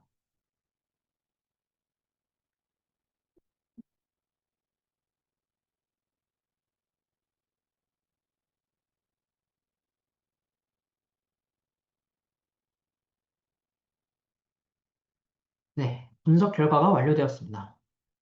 상단에 워드 네트워크 테이블을 이동하시면은 단어 간의 네트워크를 엣지 리스트 형태로 확인하실 수가 있습니다.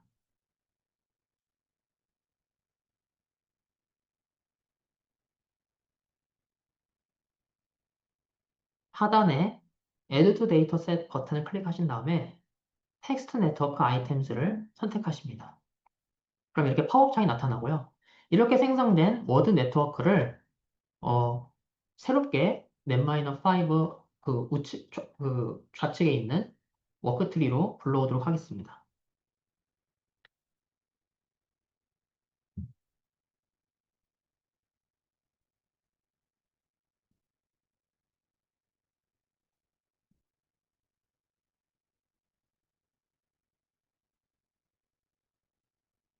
이름을 변경해 주시고 OK 버튼을 클릭하시면은 이렇게 좀 전에 제가 분석을 통해서 생성한 이 슬라이딩 윈도우 방식으로 생성한 이렇게 단어 간의 네트워크가 원모드 형태로 이렇게 잘 불러온 것을 확인하실 수가 있습니다.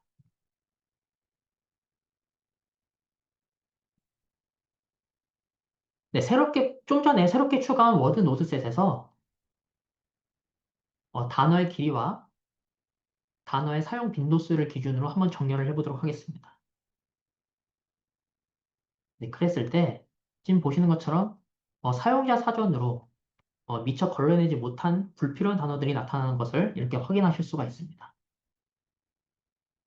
마찬가지로 토탈 프리퀀시도 한번 정렬을 해보시면은 네, 좀 분석에 불필요해 보이는 듯한 단어들이 아직 좀 많이 남아있는 것으로 좀 확인이 되어 있는 것을 보실 수가 있는데요. 따라서 쿼리 기능을 이용해서 불필요한 단어를 추가적으로 제거를 해보도록 하겠습니다. 그래서 이 툴스에 쿼리를 선택을 해주셔도 되고요. 여기 중괄호로 된 아이콘을 선택을 해주셔도 이렇게 쿼리로 이동하시는 것을 보실 수 있습니다. 그래서 새롭게 생성한 이 워드, 괄호에 슬라이딩 윈도우로 입력한 새로운 노드를 이렇게 선택해 주신 다음에 이렇게 단어의 길이와 단어의 사용 빈도에 따라서 필터링을 해주도록 하겠습니다. 그래서 이 기준은 딱히 정해져 있진 않지만 저 같은 경우는 단어의 길이가 3 이상이고 등장 빈도가 2회 이상인 단어들로만 필터링을 하도록 하겠습니다. 그래서 단어의 길이가 3 이상인 그래서 숫자 3을 이렇게 입력해 주시고 그다음 AND 조건입니다. 그래서 AND 조건을 이렇게 클릭을 해주신 다음에 타입 프리퀀시가 2회 이상인 자 이렇게 되면은 단어의 길이가 3 이상이면서 사용 빈도가 2회 이상인 단어들로만 필터링이 됩니다. run 쿼리를 누르시면은 전체 1285개의 단어 중에서 567개 단어만이 단어의 길이가 3 이상이고 빈도수가 2회 이상인 단어들이라는 것을 확인하실 수가 있습니다. 이렇게 apply result를 누르시면은 이 필터링된 결과를 어디에다가 저장을 할 거냐라는 팝업창입니다. 저 같은 경우는 지금 현재 워크스페이스에 저장을 하기 위해서 이 두 번째 add the query result to the current workspace를 체크해 주신 다음에 add result로 이 클릭을 해주시면은 네, 이렇게 필터링된 결과가 새롭게 추가가 된 것을 확인하실 수가 있습니다. 이름이 좀 길기 때문에 리네임을 통해서 이름을 새롭게 부여를 하도록 하겠습니다.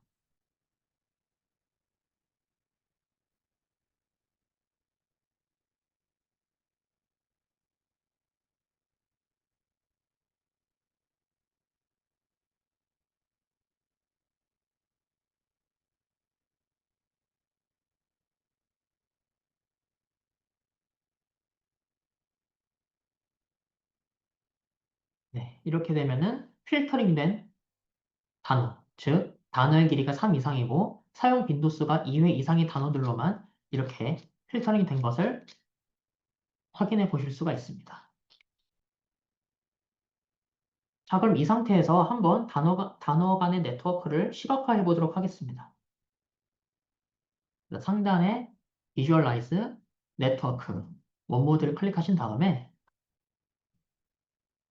새롭게 필터링한 단어 노드셋을 선택을 해주시고 해당 단어 노드셋 밑에 있는 원모드 네트워크를 클릭을 해주신 다음에 Run Layout을 누르시면은 시각화가 실행이 됩니다. 네, 시각화가 지금 이렇게 나타났고요. 확대해서 보면은 이렇게 아무런 연결 관계가 없는 노드들, 즉 고립된 노드들이 이렇게 나타나는 것을 확인하실 수가 있습니다. 따라서 이 고립된 노드를 제거해주는 작업이 또 필요한데요. 이러한 작업을 해주기 위해서는 해당 노드가 고립된 노드인지, 고립된 노드가 아닌 연결되어 있는 노드인지를 한번 확인해주는 분석 작업이 필요합니다. 그래서 상단의 네트워크, 네이버, 디그리를 선택을 해주십니다. 네, 이렇게 디그리를 누르신 다음에 마지막으로 필터링을 한 이 원모드 네트워크, 워드 네트워크를 이렇게 선택을 해주시고 유즈 웨이트를 체크를 해주셔도 되고 안 해주셔도 됩니다. 유즈 웨이트를 한번 체크를 해보고 런 프로세스를 누르실 때 이렇게 팝업 창이 나타나는 것을 확인하실 수가 있는데요. 좀 전 일부에서 실행을 하셨을 때는 이런 팝업 창이 나타나지 않았는데 지금은 나타났죠. 자세히 한번 이렇게 읽어보시면은 노드가 500개 이상인데 시각화를 하기 위해서 조금 시간이 걸릴 수 있다. 그래서 시각화를 보여주지 않고 분석 결과만 나타내는 것을 이제 의미하는 알림 창인데요. Yes를 누르시면은 이렇게 시각화 결과 없이 분석 결과만 이렇게 나타나는 것을 확인하실 수가 있습니다. 그래서 이 디그리 벡터 탭을 누르시면은 이 단어가 몇 개의 단어와 연결되어 있는지 이 인디그리 값과 아웃디그리 값이 이렇게 나타나는 것을 확인하실 수가 있는데요. 지금 보시면은 이렇게 값이 인디그리 값과 아웃디그리 값이 모두 동일한 것을 알 수가 있습니다. 그 이유는 제가 그 단어 네트워크를 생성할 때 아까 그 언다이렉트로 체크를 했기 때문에 방향성이 없기 때문에 인디그리 값과 아웃디그리 값이 이렇게 동일하게 나타나는 것을 확인하실 수가 있습니다.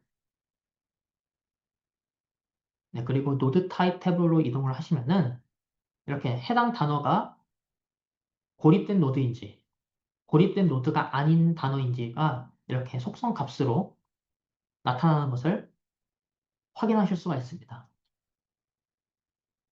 마찬가지로 하단에 Add to Dataset을 클릭하시고 노드 어트리뷰트를 클릭하시면 이렇게 노드의 속성을 선택을 할 수 있는 팝업창이 나타납니다.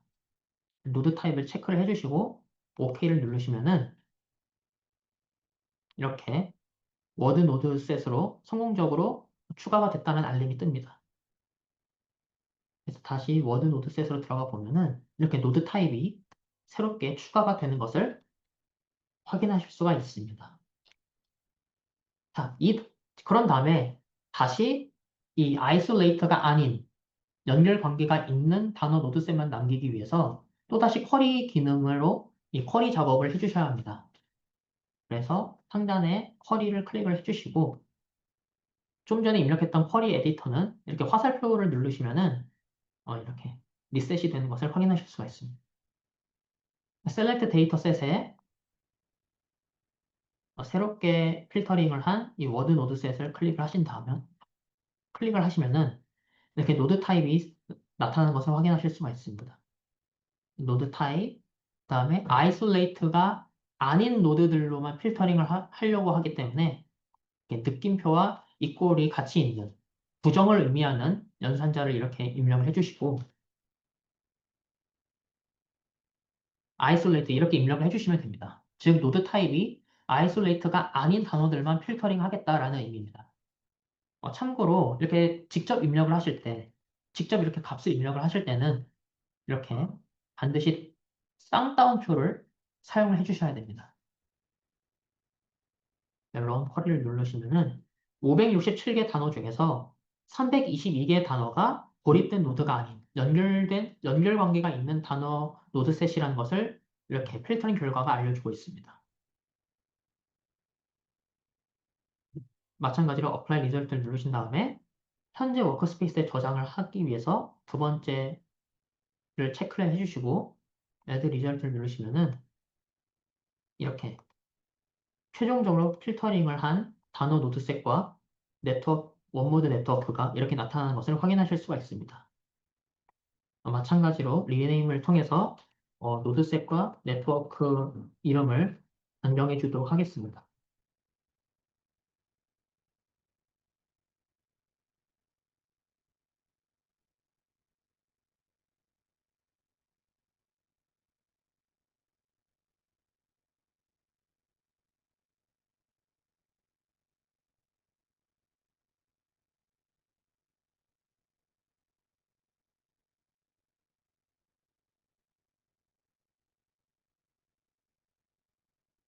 확인해 보시면은 이렇게 고립 노드셋이 아닌 연결 관계가 있는 단어 노드셋만으로 최종적으로 필터링이 된 결과 화면을 이렇게 확인해 보실 수가 있습니다.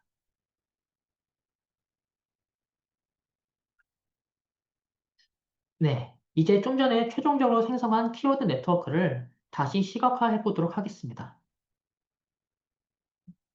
그래서 상단의 비주얼라이즈, 네트워크, 원모드를 클릭을 해주신 다음에 우측 컨트롤 패널에서 이 아이솔레이트가 아닌 단어, 노드셋을 선택해 주십니다.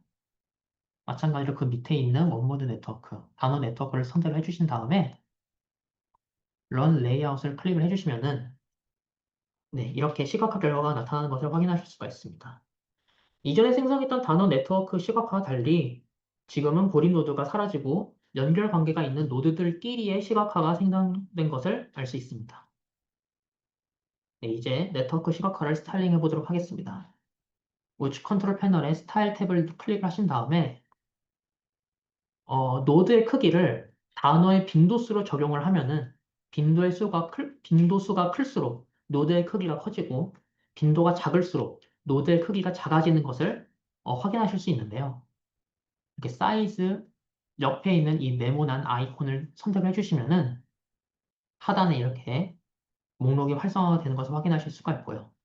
이렇게 attribute by 드롭다운을 클릭하시고 토탈 프리퀀시를 클릭해 주시면은 네, 단어의 빈도수가 높은 단어는 이렇게 노드가 커지고 단어의 사용 빈도수가 작은 단어는 이렇게 작아지는 것을 확인해 보실 수가 있습니다.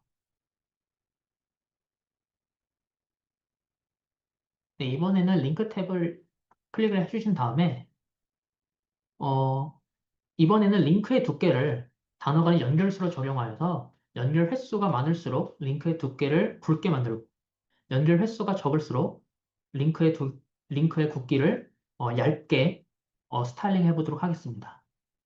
그래서 마찬가지로 이 width라는 항목 옆에 이 아이콘을 클릭을 해주시면은 네, 이렇게 attribute by weight가 이렇게 나타나는 것을 확인하실 수가 있습니다. 지금은 이렇게 weight밖에 나타나지 않아서 weight를 클릭을 해주시면은 이렇게 좀 전과 다르게 어떤 링크는 굵게 나타나고 어떤 링크는 조금 얇아지게 나타나는 것을 이렇게 확인하실 수가 있습니다.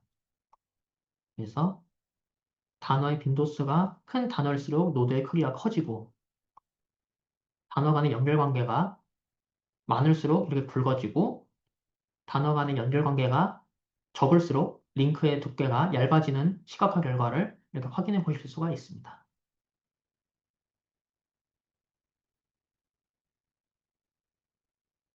네.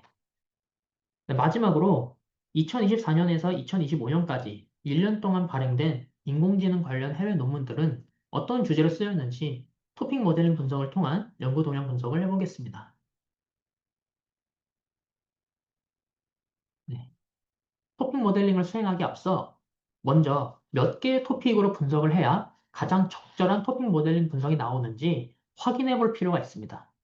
그래서 상단에 텍스트, 토픽, 두 번째 토픽 이밸루에이션을 클릭을 해주십니다. 워드 스태틱스와 마찬가지로 데이터 아이템의 논문을 의미하는 articles를 선택을 해주시고 어트리뷰트에는 논문의 제목과 논문의 초록을 선택을 해주십니다.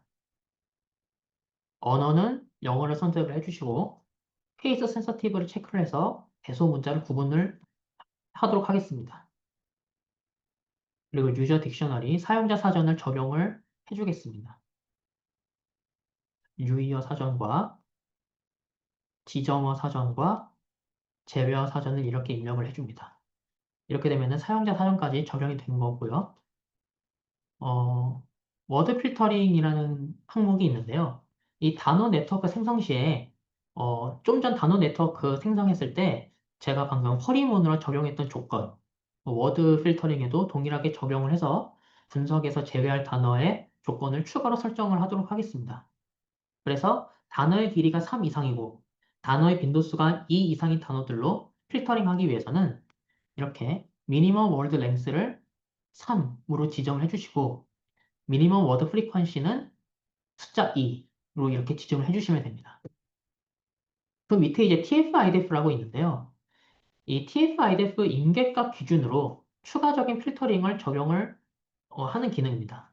그래서 기억하시겠지만 제가 방금 맨 처음에 분석했었던 이 워드 스태틱스에서 TF-IDF 값을 이렇게 정렬을 통해서 확인을 했었는데요. 다시 한번 그 워드 스태틱스로 이동을 하도록 하겠습니다. 이동을 하실 때 여기 좌측에 프로세스 로그를 클릭을 하시면은 그동안 제가 분석을 했던 어떤 분석을 했는지가 이렇게 세션으로 이렇게 다 나타나는 것을 확인하실 수가 있습니다. 그래서 맨 처음에 했던 이 워드 스태틱스부터 좀 전에 제가 클릭한 토픽 이밸류에이션까지 다 이렇게 세션별로 기록이 된 것을 확인하실 수가 있고요. 워드 스태틱스로 이렇게 클릭하시면은 워드 스태틱스 결과 화면으로 이렇게 곧바로 이동하는 것을 확인하실 수가 있습니다. 그래서 TF-IDF를 이제 다시 한번 정렬을 해보면은 음,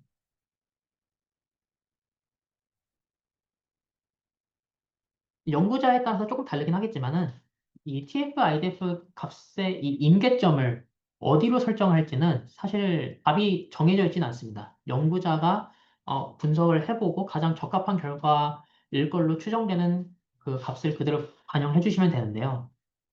저 같은 경우는 이 0.2, TF-IDF 값이 0.2 이상인 단어들로 이렇게 필터링을 해보도록 하겠습니다.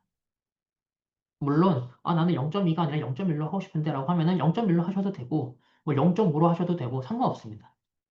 그래서 이번 분석 시간에는 TF-IDF 값을 이렇게 임계값을 0.2로 지정을 하도록 하겠습니다.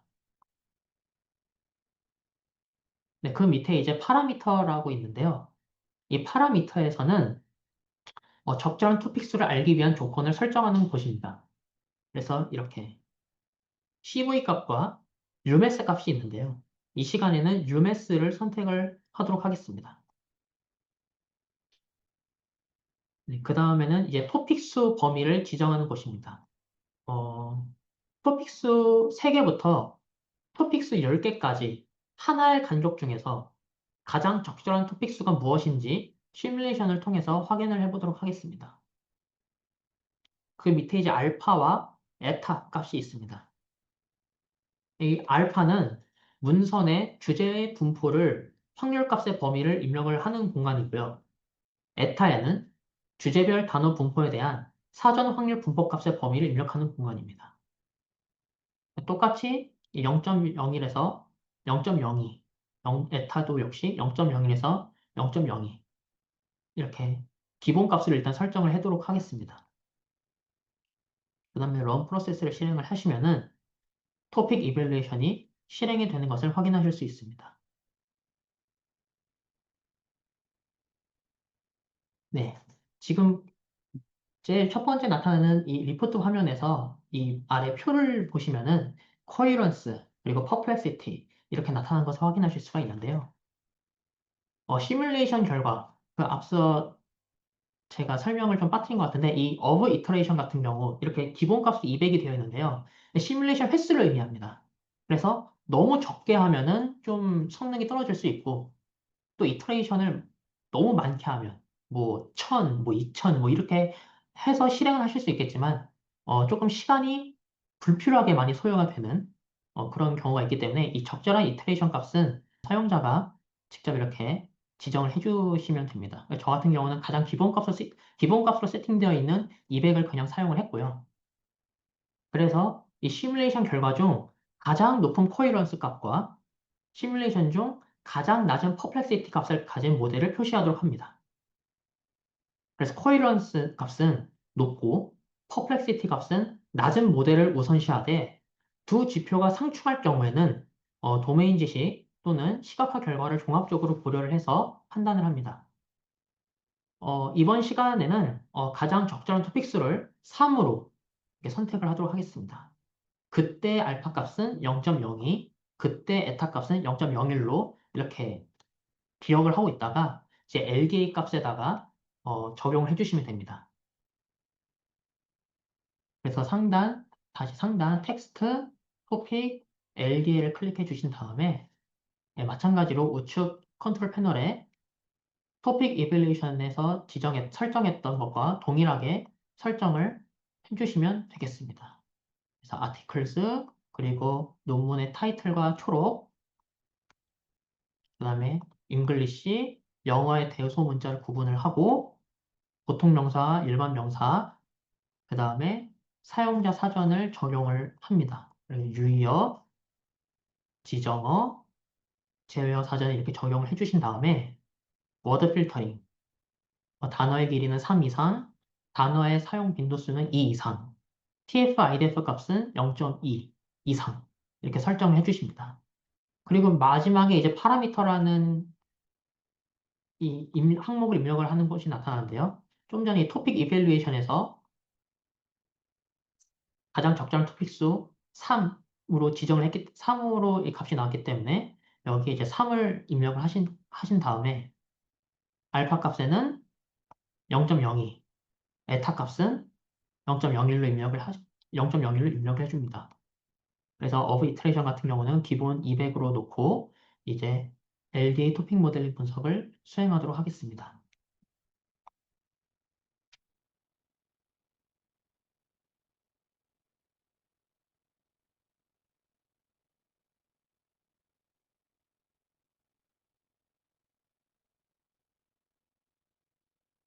네, 결과가 도출되었습니다. 그래서 토픽 모델링 결과가 이렇게 나왔고요. 토픽 1 같은 경우에는 Generative AI, XAI, Detection, Energy, Disease라는 단어가 상위 5개의 단어로 나타났고요.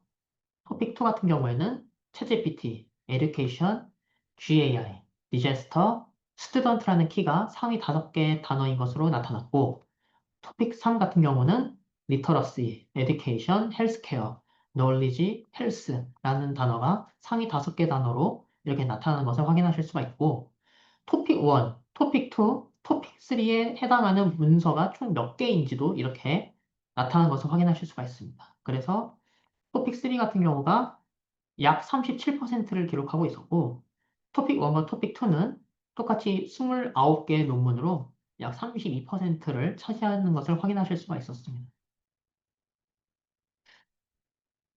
자, 이제 AI 어시스턴트를 이용해서 토픽 모델링 분석 결과를 해석해 볼 텐데요. AI 어시스턴트를 사용하기 위해서는 어떤 AI 모델과 어떤 AI 모델을 선택할지, 그리고 해당 AI 모델에 대한 API를 넷마이너5에 반영을 해주셔야 합니다. 그래서 상단 툴스에 프리퍼런스, 그다음에 AI 어시스턴트 모델스를 클릭을 해주시면은 이렇게 AI 모델을 제공하는 업체, 구글, 오픈AI, 올라마 이 셋 중 하나를 선택을 해주실 수가 있고요.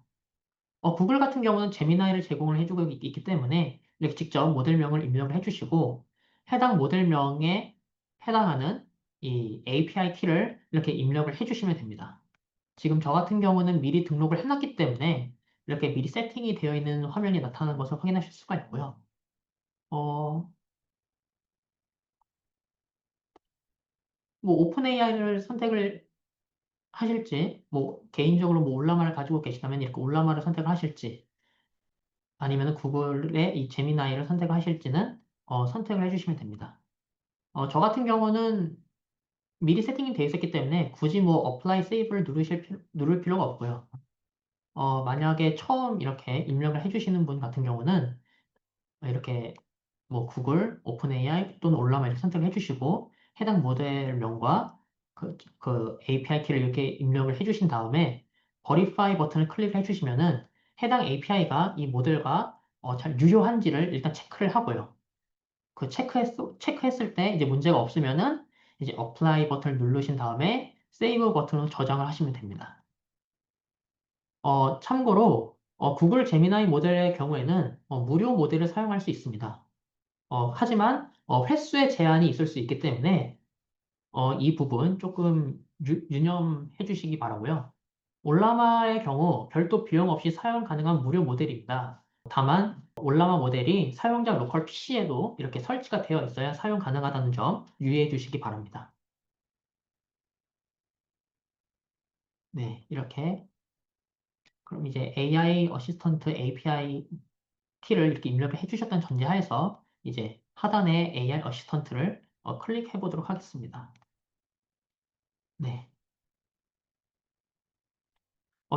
이 AI 어시스턴트가 해석한 결과물을 어떤 언어로 나타날 거냐라는 것을 이제 체크할 수 있는 드롭다운 박스가 있는데요.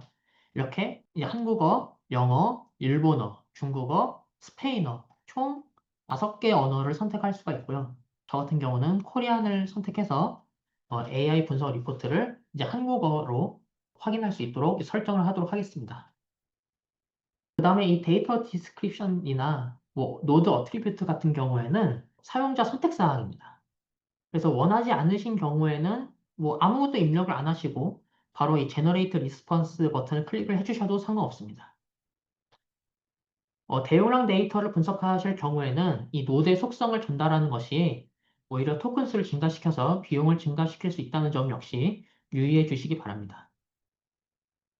그래서 바로 이렇게 한국어로 설정한 다음에 Generate Response 버튼을 클릭을 해주시면은 AI 어시스턴트가 이렇게 실행이 되고 있는 것을 확인하실 수가 있습니다.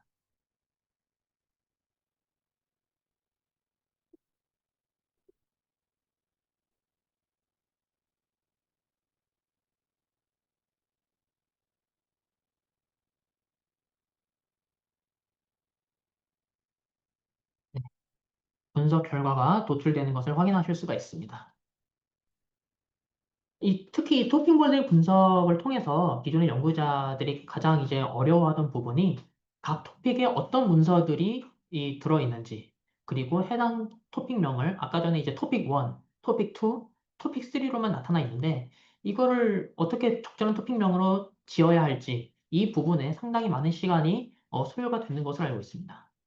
그래서 이 AI 어시스턴트를 통해서 이런 시간이 좀 단축되는 효과를 얻을 수가 있고요.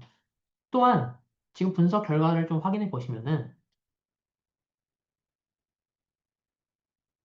특히 마지막에 추가 분석 제한이라고 해서 이 연구자가 토픽 모델링 이후에 연구자가 추가적으로 분석할 방향에 대해서도 제한을 하기 때문에 연구자로 하여금 이게 새로운 분석 아이디어를 연구자에게 이렇게 제공해 준다는 효과도 있습니다. 그래서 잠시 결과를 이렇게 좀 살펴보시면은 토픽 1 같은 경우에는 AI 기술의 전문 분야 응용, 토픽 2는 챗 GPT와 생성형 AI의 사회적 활용 및 영향, 토픽 3는 교육, 의료, 과학 분야의 지식 혁신 및 리터러시. 이렇게 토픽 이름을 구글 제미나이가 해석을 한 것을 확인하실 수가 있고요. 두 번째로 이제 핵심 인사이트라고 해서 토픽 1은 어떤 내용인지, 토픽 2는 어떤 내용인지, 토픽 3는 어떤 내용인지를 이렇게 AI 모델이 해석을 한 것으로 이렇게 결과를 확인하실 수가 있습니다. 그리고 마지막으로 추가 분석 제안으로 키워드 동시 출현 네트워크 분석, 그리고 시간에 따른 토픽 변화 분석, 즉 시계열적으로 토픽이 어떻게 변화하는지, 뭐 기존의 지금 같은 경우는 토픽 3가 가장 많은 분포를 차지하고 있었는데 이전에는 뭐 토픽 1의 분포가 좀 더 크게 나타난다든지 아니면 새로운 토픽이 있었는데 뭐 사라졌다든지 뭐 이런 식의 시간에 따른 토픽 변화 분석을 해보는 것을 또 추천을 해주고 있고요. 그리고 연구자와 토픽 네트워크 분석, 그러니까 이 투모드 네트워크 분석을 해봐라 라는 제안까지 이렇게 또 나타난 것을 확인하실 수가 있습니다. 다만 지금 이렇게 결과로 나타난 이 AI 리포트는 언어 모델이 저 같은 경우는 이제 구글 제미나이 유료 모델이었는데요. 항상 실수를 할 수 있기 때문에 제공되는 해석은 분석 지원을 위한 참고용으로서 활용이 되어야 하고 반드시 사용자의 판단과 검토가 필요하다는 점 유의해 주시기 바랍니다. 네, 지금까지 넷마이너5와 비블리오 데이터 컬렉터를 이용한 네트워크 분석 및 시각화 연구 동향 분석을 진행했습니다. 네, 다음에는 다시 사이람의 서정민 과장님이 향후 넷마이너5 업데이트 일정 및 이벤트에 대해서 전달드리는 시간이 있겠습니다. 네, 지금까지 실습 내용 잘 들으셨을까요? 네, 저희가 차주에 이제 넷마이너5의 첫 번째 기능 업데이트가 있을 예정입니다. 그래서 5.0.4 버전으로 배포될 예정이고요. 배포와 동시에 이메일 안내 드릴 테니까 한번 다운로드 받으셔서 확인해 보시면 좋으실 것 같아요. 네. 업데이트되는 대표적인 기능에 대해서 안내 드리려고 합니다. 그래서 저희가 이제 5.0.4 버전에서는 널리지 그래프라는 기능을 추가할 거예요. 그래서 비정형 텍스트 속에서 숨겨진 지식 구조를 한 번에 보실 수 있는 기능입니다. LLM이 텍스트에서 중요한 개체나 연결 구조를 자동으로 추출합니다. 보시다시피 아래와 같이 이 해리포터에 관한 이 텍스트를 입력을 하면 오른쪽에 보시는 것 같이 노드와 링크 구조로 이 지식에 대한 그래프를 작성해서 여기서는 이제 해리포터에 있는 인물들 간의 연결 관계라든지 어떤 인물이 어떤 그 학교에 속하고 어떤 사람과 어떤 사람이 싸웠는지 그리고 이 학교는 어디에 위치했는지 등 다양한 지식들을 오른쪽에 보시는 이 그래프, 즉 그래프의 형태로 보실 수 있는 형태로 시각화할 수 있도록 노드와 링크 구조로 제공을 해드립니다. 그래서 이 내용을 좀 더 자세히 보면 각각의 노드들이 어떤 구조를 갖고 있는지, 관계를 갖고 있는지 이제 이 데이터를 이용해서 시각화를 하신다든지 아니면 등장인물들의 관계 네트워크를 분석한다든지 활용하실 수 있습니다. 다만 이 기능은 저희가 LLM을 활용하기 때문에 사전에 이제 아까 보신 AI 어시스트와 같이 AI 모델의 API 키를 입력을 해주셔야 됩니다. 그래서 이 기능은 저희가 랩이라는 기능을 통해서 좀 연구실 같은 좀 더 연구가 필요한 기능으로 출시가 될 예정이고요. 한 번씩 이용해 보시면서 이제 내가 이런 테스트 데이터에서 어떤 연결 구조들을 볼 수 있는지 한번 지식에 대해서 그래프 구조로 이해를 해보시면 좋으실 것 같아요. 네, 그리고 이제 SNA 기능 중에 Structural Assertivity, Status Centrality 좀 더 다양한 SNA가 추가될 예정이고요. 그리고 아까 보신 그 시각화에서 시각화 툴바 기능이 추가돼서 배포될 예정입니다. 그리고 마지막으로 좀 저희가 많은 요청을 받았었던 기능이긴 한데 넷마이너5의 이제 맥 버전이 곧 출시될 예정입니다. 그래서 7월 중 혹은 8월 초 내에 이제 맥 버전이 출시될 예정이고요. 윈도우뿐만 아니라 맥OS에서도 넷마이너5를 이용하실 수가 있고 만약에 내가 윈도우 PC가 하나 있고 맥 PC가 하나 있다 하면은 동일 라이선스 키로 하나의 라이선스 키에 두 개의 PC에서 사용이 가능하시니까 윈도우에서도 사용하고 맥에서도 사용하실 수가 있는 거죠. 다만 저희가 이번 버전에서는 인텔 맥용 OS는 아직 출시가 안 돼서 M1칩 이후 사용자만 가능하시고요. 이스텐션도 똑같이 향후 출시 예정입니다. 네, 그래서 이렇게 저희가 7월 3주차, 즉 다음 주에 예정된 1차 업데이트 때는 이제 널리지 그래프 기능과 소셜 네트워크 분석 알고리즘이 추가될 거고 또 그 이후에 맥 버전이 바로 출시가 될 예정이고요. 2차 업데이트 때는 이제 시각화 탐색 기능이라든지 통계 알고리즘이라든지 그리고 3차 업데이트에서는 토픽 알고리즘 모델이 추가될 예정입니다. 그래서 아까 다이나믹 토픽 모델링에 대해서 문의 주신 분도 계셨는데 이런 식으로 저희가 계속 모델이나 알고리즘 등은 차근차근 업데이트가 될 예정이니까 계속 관심 주시면서 원하시는 분석 방향에 맞는 알고리즘 출시를 한번 기대해 주시는 것도 좋으실 것 같아요.